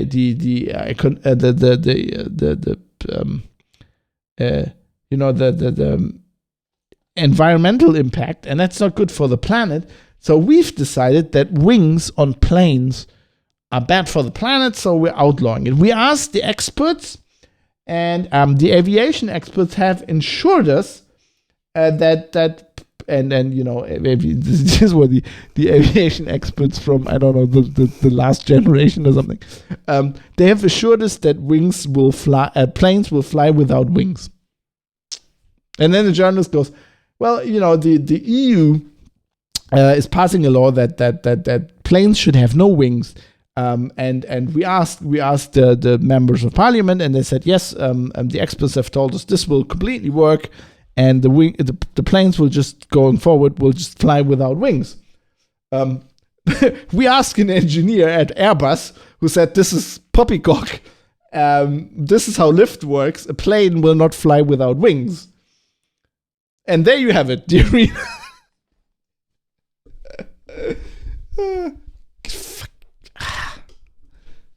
No wonder everybody's, no wonder everybody's just getting dumber by the minute. Nobody's standing up and saying, this is fucking bullshit. You guys are full of shit. But of course, it gets worse. So the last little aspect of this story, and I've when I talked about this 2 episodes ago, and I think I need a second beer. This is not good. It's not good for my brain. This bullshit. I need to immediately kill these neurons who've just processed this crap. So as I kind of predicted 2 episodes ago when I was talking about this, I was saying when they pass this law, if they pass this law, there will come a point when they say, hey, why don't we use this to scan other stuff? We really don't like BDSM or whatever. That was my argument. But obviously, this was based on just historical observation. We've seen this when laws like this get passed. Sooner or later, somebody from law enforcement comes along and says, wouldn't it be great if we can't scan for some other stuff, some other illegal stuff. Maybe there's people have pictures of drugs in there, or I don't know, pictures that look like the kind of beating their wife. Maybe we want to investigate that. So what I hadn't, sometimes I am too naive. Sometimes even I don't foresee how cynical, I'm not cynical enough, basically, how brazen these fuckers are. They've actually already discussed this before the law was even passed. So, quoting from the story, in July 2022, the head of Johnson's Directorate General, Monique Parria, visited Europol to discuss, the European Police Agency, to discuss the contribution the EU police agency could make to the fight against CSAM in a meeting attended by Europol Executive Director Catherine de Boll. Europol officials floated the idea of using the proposed EU center to scan for more than just CSAM, telling the Commission there are other crime areas that would benefit from detection. According to the minutes, a Commission official signaled understanding for the additional wishes, but flagged the need to be realistic in terms of what could be expected given the many sensitivities around the proposal. This is what privacy and civil rights people always say, right? Once you give them the right to do this, they will just go on. Something like this is never rolled back. They don't roll back these laws. And of course, I don't even blame the police. It just makes their job easier. If you're doing a job and somebody says, hey, we have this technology, and and we just need to change some laws, and it'll make your job so much easier. I mean, you'd be for this. Of course the police is for this. But in society, we have, in our democratic republics, we have like these pillars of society and these checks and balances. And, we have a legislative, which this is concerns, and their job is not to make things easier for the police. In a way, they are there to balance the police, right? Because the executive, of course, wants to make stuff easier for the police. So the people making the laws are supposed to make the laws not from a perspective how could we make this easier for the police, right? They're supposed to weigh the interests of like the public against this kind of stuff, but they don't. Well, wait. I speak too soon because I'm reliably informed they do.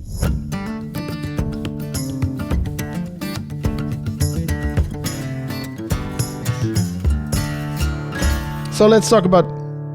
So when this story came out, some people in the European Parliament. So the European Parliament has the Civil Liberties Committee, the LIBE, and they wrote a letter to Ylva Johansson and asked her to address the things brought up in the story.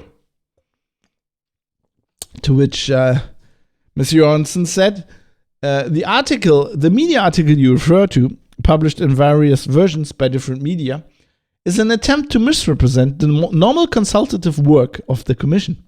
In this case, consultation with tech companies or with survivors of child sex abuse. So I read this and I wonder, maybe they didn't. Maybe they accurately represented the quote normal consultative work of the Commission, and maybe that normal consultative work is always this fucking corrupted.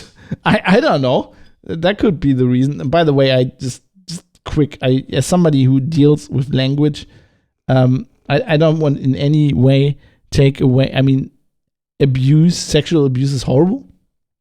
And I'm all for like legally fighting it.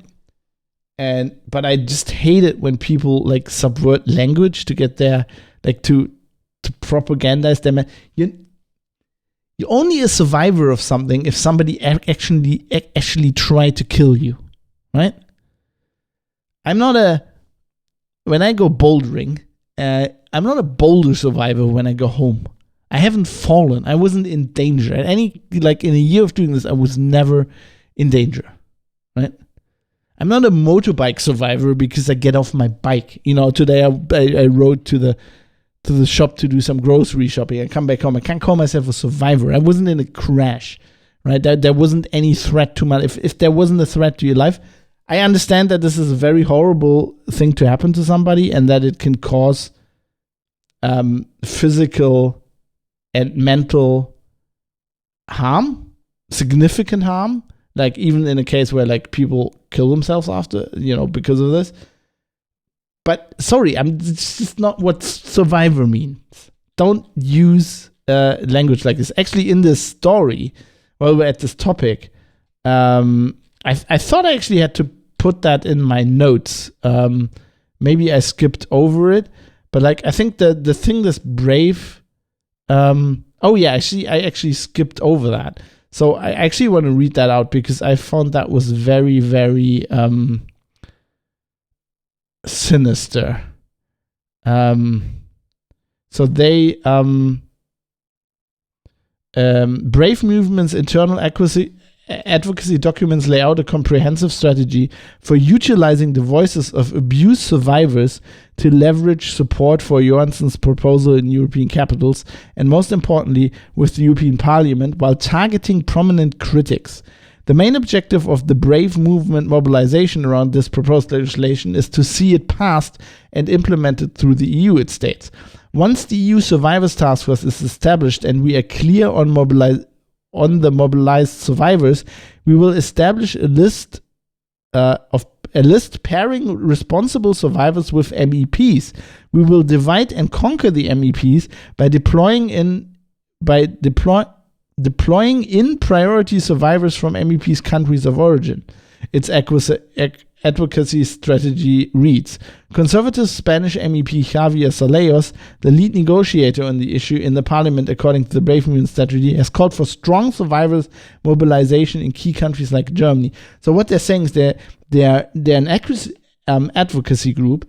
They consist, among other things, of people who, as children, were abused sexually, which I understand, right, why they're now an advocate against this kind of thing. Totally understandable. But then they want to basically pair these with basically pressure MEPs. So if somebody is like, I cannot vote for this law because it basically, destroys privacy as we know it, and then they will send abuse victims to them, who then explain to them why they. Does anybody else think this is incredibly cynical and just I read this and I was like, what the actual fuck? This is kind of tells me that these people are not really, they're not really convinced of their supposedly good cause to save society, right? Because, if your cause is that just and that easy to understand, you wouldn't have to put inordinate amounts of political pressure on people to force this issue. You'd think they could just explain why the argument is the better one and then let the MEPs vote, right? Anyway, that just occurred to me. I'd forgotten about that, but that's just because of the survivor terminology. I just don't like, no matter what your cause is, I don't like propaganda, and I don't like using terms in a manipulative way. And this is what that is. People who use that term might not even recognize that, right? I understand that you have a cause, and you might have a justified cause, you might have a significant cause. I actually think somebody who's gone through this kind of thing, which is extremely horrible, and then giving your life, channeling that into trying to prevent other people from being harmed like that. That is an extremely good cause, right? And I don't think you need to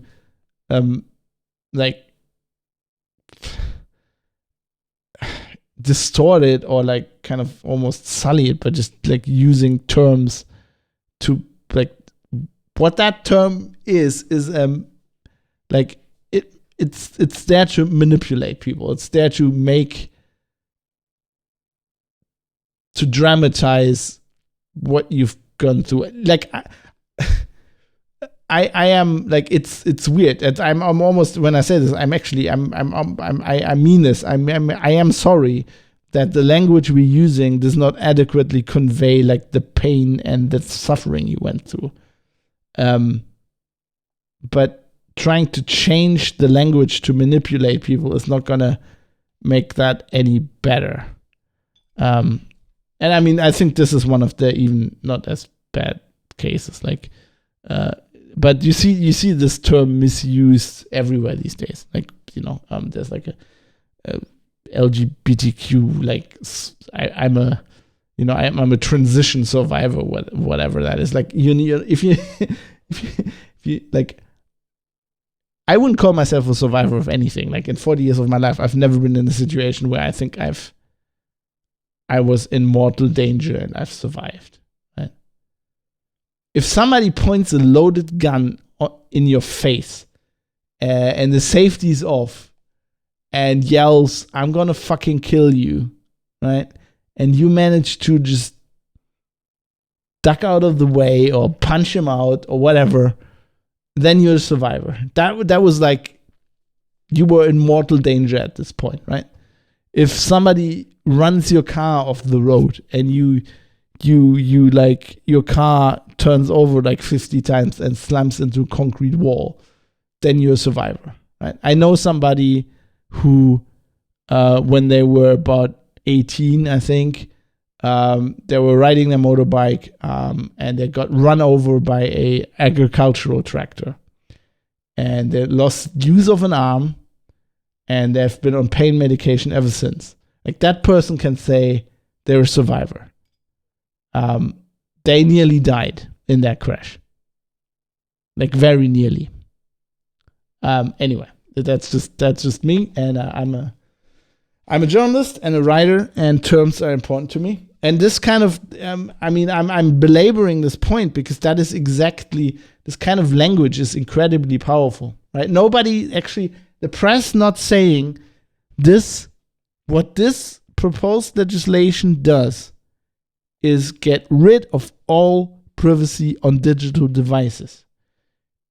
It's not saying that this clearly because they're afraid or whatever. That is exactly the problem. It lets people, like these politicians, weasel through with these terms that kind of confuse people, and it's a confusing topic, and it's technical and whatever. This is like how a lot of this shit happens. Anyway, Johansson continues in her letter. Let the text of the proposal speak for itself. One of its key pillars is technological neutrality. In other words, the proposal does not incentivize or disincentivize the use of any given technology, leaving to the providers the choice of technologies to be operated to comply effectively with the obligations of the proposal, provided they meet the high standards set in the proposal and in EU law more generally. Technologies to detect online child sexual abuse have existed for years, and they are certainly not the monopoly of a single organization. It's kind of a non-denial denial. This is just like empty speech. I mean, if I let the proposal speak for itself, then it speaks for itself in that these people have the people who drafted it have no understanding of the technological basis of what they are proposing. And yes, technologies to detect online child sexual abuse have existed for years. But they had nothing to do with client-side scanning. It's not like there are many companies doing this stuff. And all of this doesn't deny that they were very involved with one certain company that, is probably likely to get the significant contract when this passes. And this all completely sidetracks at the fact that it doesn't I don't even care if it's technological neutral. Like, what you're doing is wrong. That's like saying, we're passing this law, and we'll implement this technology that will put 10% of the population in concentration camps. Now the technology is totally like neutral, right? There's many companies who will compete on putting this technology like into practice. Like, yeah, but what you're doing is morally reprehensible. Yeah, and SSRC says, but we make the proposal matching only the single company's technology. I mean that's what government bureaucracies do, right? That's what you do. That's under EU law for like many, many years. When you, as a company, you want to do something, you want to build a house or whatever, you have to tender, like you have to have official tenders, right? So all these companies can apply, and there's over the last, I don't know how long this practice been in force, for like 30 years or whatever. It's become an art form to like formulate a tender that only one company can fulfill, and this has been going on forever. Not only in the US. This is like an art form in the military industrial complex, right? This is how like big armament companies get like their contracts. Let's build this stealth fighter plane. Oh, turns out the only company that has the stealth technologies, McDonnell Douglas. Well, okay, then it's just them. Oh, what a surprise. Yeah. The answer to the question, who benefits from my proposal, is children. And who benefits from its rejections? rejection, abusers who can continue their crimes undetected, and possibly big tech companies and messaging services who do not want to be regulated. And every single EU citizen who wants to maintain a private life. But like, if you analyze what she says, I find the last bit very curious. So she says, who benefits, and who benefits from its rejection? Possibly big tech companies and messaging services who do not want to be regulated. What's this law have to do with regulation? This is not a regulatory law. This has nothing to do with regulation. Right? This is a law that impacts criminal proceedings against private citizens.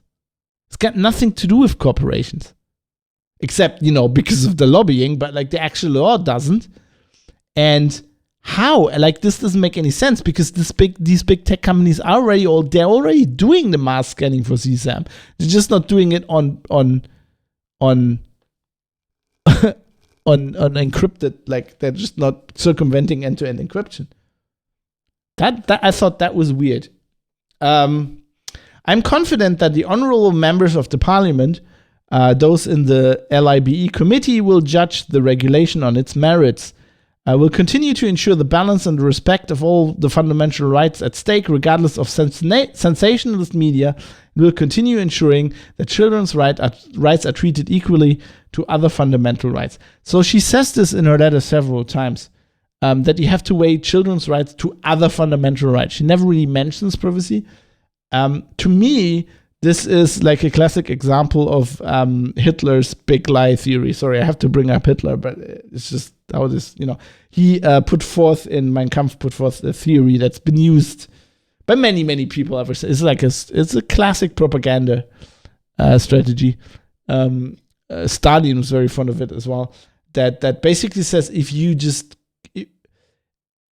so there's a theory that if you repeat a lie often enough, people believe it. That really doesn't really work. But if Hitler's theory was, if the lie is big enough, so basically that people can't even conceive that you would be lying. Because if you would be lying, it would be so preposterous that nobody would do that. And if you keep repeating that big lie, then people will believe it.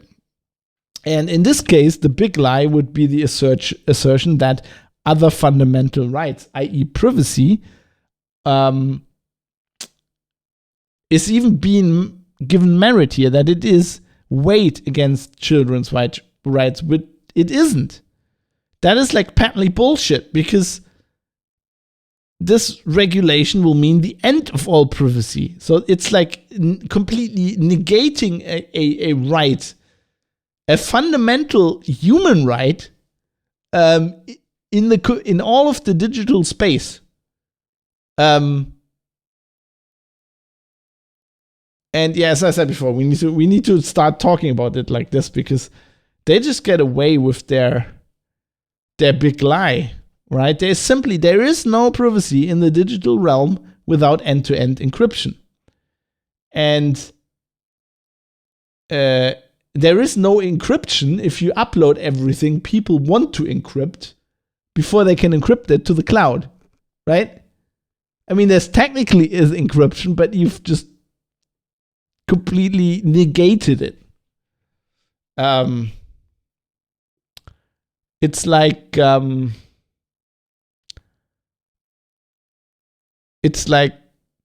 seeing that your car has like the profile on the tires is run down, and to increase security, you buy new tires and you put new tires on the car, and then before you go on the road, you just puncture them. You just go take a screwdriver and go. Idiocy. I also noticed the cheap attack on the press she has in there. Regardless of sensationalist media. Now this Balkan Insight article is as far from sensationalist as I've seen in a long while. If anything, I would think she's being sensationalist because she's been confronted with significant issues, obviously documented. So she's been confronted with the fact that a lot of lobbyists for companies have been working very closely with her and the people who are drafting this legislation, and that she obviously hasn't, or it looks like she has not listened to any human rights, like civil liberties people, any cryptographers, tech experts in the field, and her replies, "But the children, won't somebody think of the children?" That's sensationalist. If anything, this continued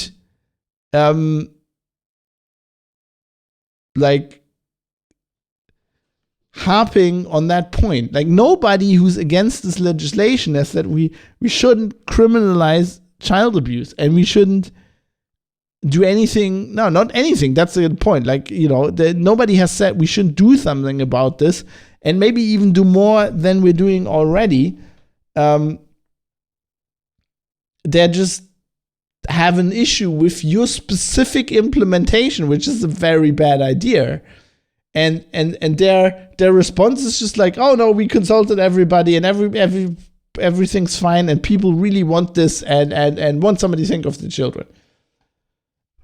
It is really bad. I don't know what will happen if this gets when and if this gets discussed and decided if it will be passed again.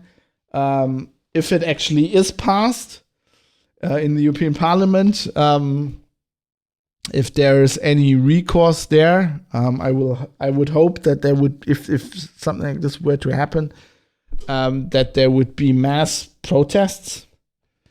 I wish the press really would do their job a bit better and actually like research these things, and just not go to a cryptographer for a pull quote. Go to them and say, so you're saying you cannot have what this law proposes and still have secure and private communications. Why is that? Explain that to me. And Matthew Green could explain that to you. He could explain that in a way that even just like a normal, mainstream journalist who just got, writes about all kinds of stuff and has this story today could understand that. And then you have to have the balls and like put yourself out there and go like this. No, this is not just an opinion by somebody. This is, for all intents and purposes, the truth, right? They put themselves out there and go like,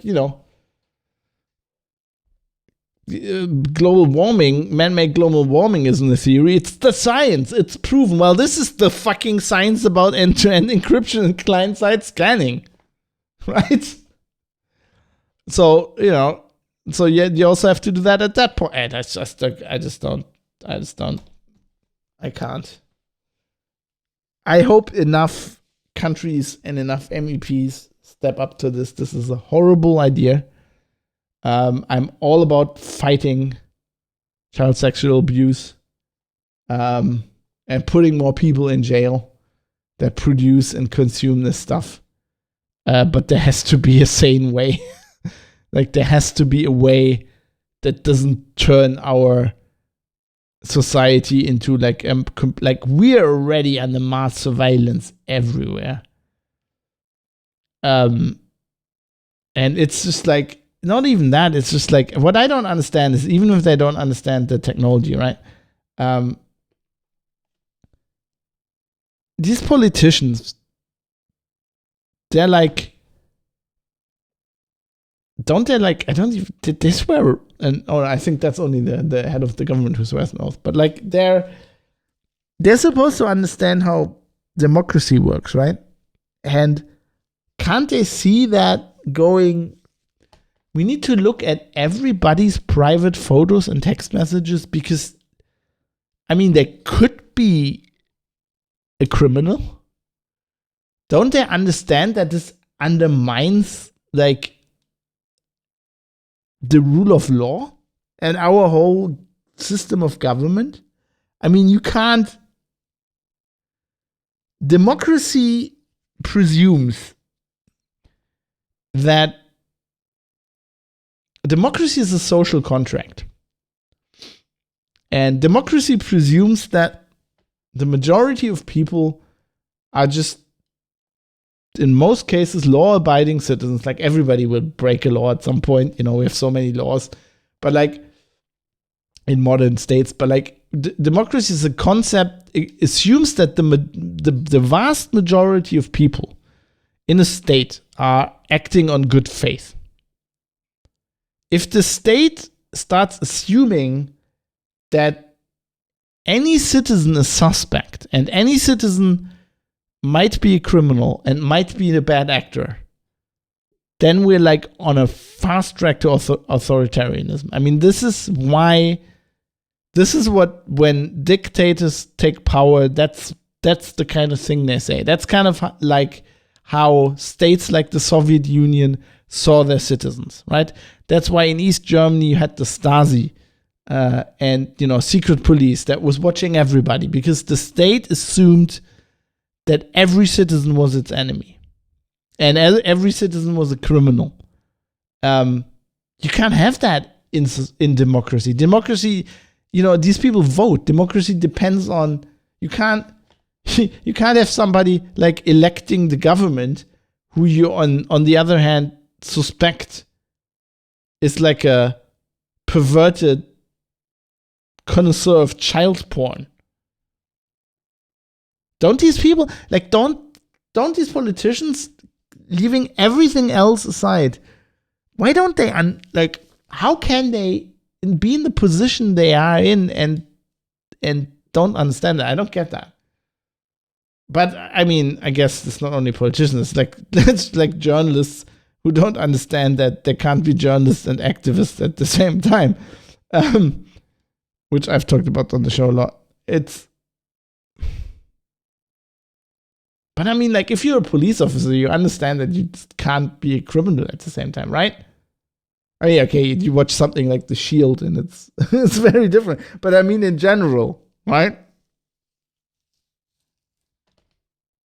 I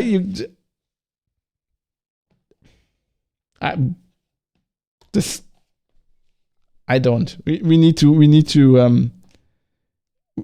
to make sure this law isn't passed. Otherwise, I don't know what to do. Like, if this is passed and they're scanning all my photos and all my text messages, I'm not gonna take any photos anymore on my phone. I'm just gonna take everything on my, like, fucking DSLR. I mean, what the? But I mean, that this would presume, like, let's just for a second before I close this out, this, which I haven't even thought about, but they would also do this on your computer, right? Microsoft would have to do this on Windows. I'm guessing I'll have to switch to some Linux distribution that doesn't give a fuck what the EU thinks. Like, how would they, like, they'd have to build that into everywhere. They'd probably be content to just do it on phones, but I'm guessing, like, a lot of, like, I mean, I'm guess they're sharing child porn on a phone now.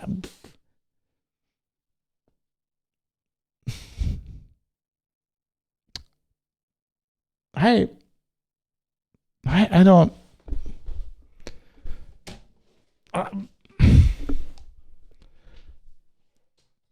The more I think about this, the more I just have to drink to kill brain cells. This is just, if you know anything about technology, this is insane.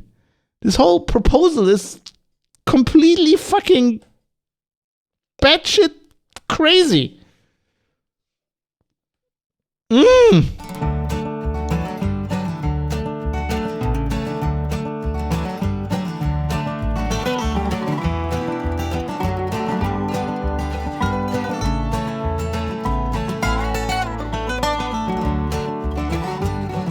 I need to stop thinking about this. We need to move on. This is not good. Anyway, I would like to thank everybody who supports the show. You support the show if you send me feedback. We had some interesting discussions on the forum about the discussion is continuing about what to do with lawmakers that make stupid laws. This was prompted by the episode I did before the first episode about chat control, which was also about child pornography, about this stupid German law where basically now people are indicted and the DA and the judge says we don't want to prosecute them because they're obviously not guilty, but we can't do anything about it because the law is worded in such a way that we can't do anything about it. And we were and now the politicians are changing the law because everybody realizes that it was really dumb. But we're like kind of talking about what you would like. How can you punish, I guess, lawmakers that pass shitty laws like this? That's an ongoing discussion. If you want to be part of that, I have a forum that's kind of for my blog and for this podcast where you can join the discussion. You can email me. Just go to privatecitizen.press.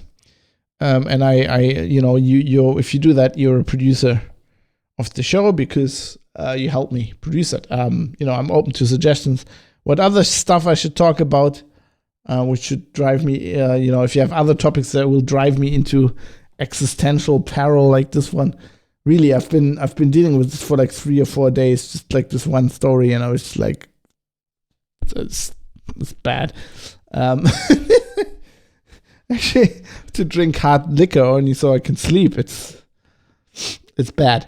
Anyway, if you want help with that, Private Citizen or Press, you can also pitch in monetarily, which kind of helps me because I'm a poor freelance journalist. And when I say I'm poor, I actually mean that. I just recently did my taxes.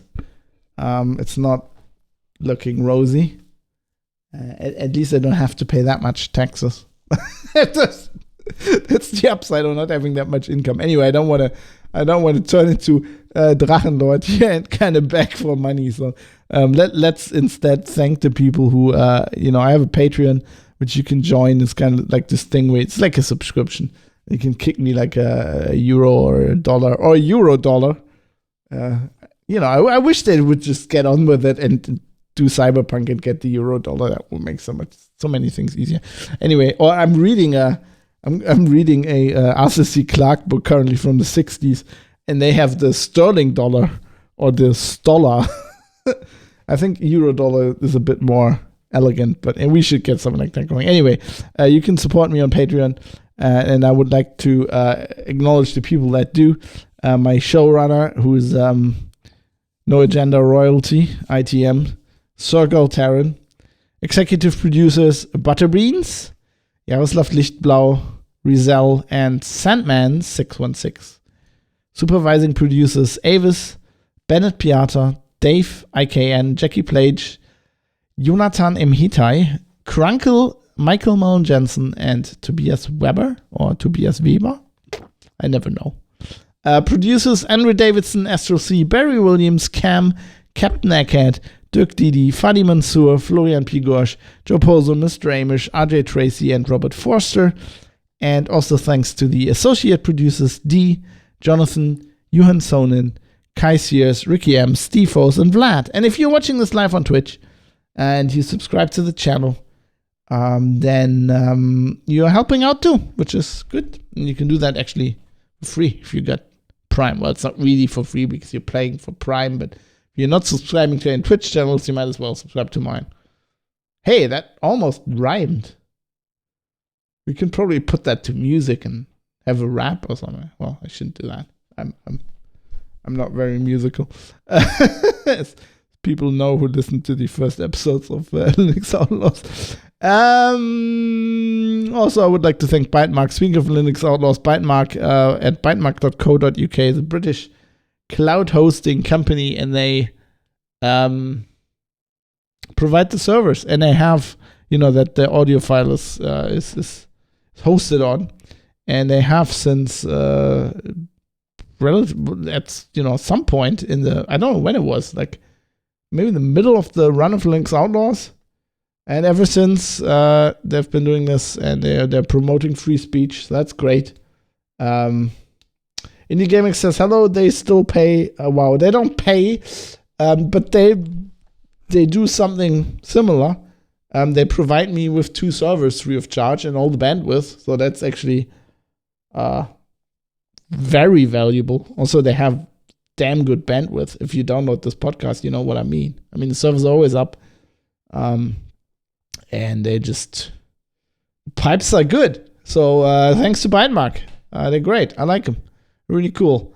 And yeah, I was actually hosting stuff on their servers for a while, but now I'm not in the UK, so it's a bit, with Brexit and all, it's a bit, it's not as easy as it used to be. But I like them. They're great. So bytemark.co.uk, check them out. I don't really do sponsors, but that is kind of like, yeah, it's a special case, and there's no other way. It keeps the show going. Yeah, if I had to pay for that myself, that would probably eat all of the Patreon money and probably more. I guess. I don't know. I don't want to find out. So, thanks to Bytemark. Anyway, I'm gonna play us out with a song called "Inner Stress" by Auto Hacker. This is, I don't know, it's like Epidemic Sound, which I licensed all this music from, classified it as both synthwave and metal. I don't think it's actually metal, at least not how I understand it, but I can understand where they got that classification from. But it's a very cool song. It's by somebody called Auto Hacker. That's pretty cool. It's like making music and hacking Teslas on the side or something. And it sounds really like something from Cyberpunk, so that's pretty awesome. Anyway, I'll be back.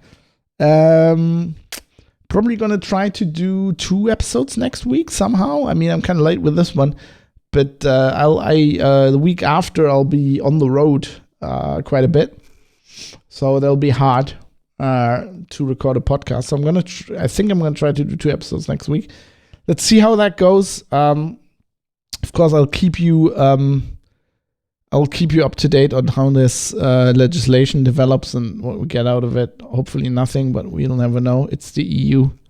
They have passed some pretty horrendous laws in the past. So let's see. But let's, hope for the best. And I think in light of this topic, I'm not going to say aim to misbehave, because that kind of misbehaving, I just don't want to do. Just, keep asking the next question.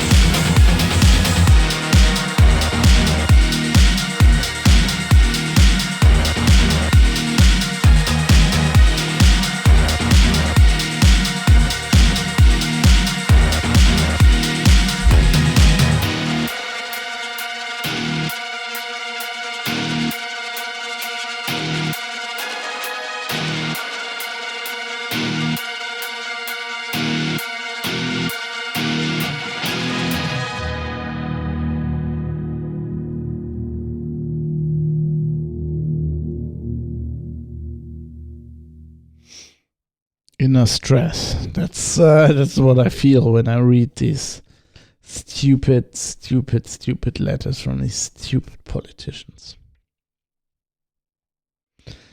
Yeah, but a nice song, I think. Okay, got this podcast in the can, and it's almost 11. Shit, I'm gonna have to run and get this shit out.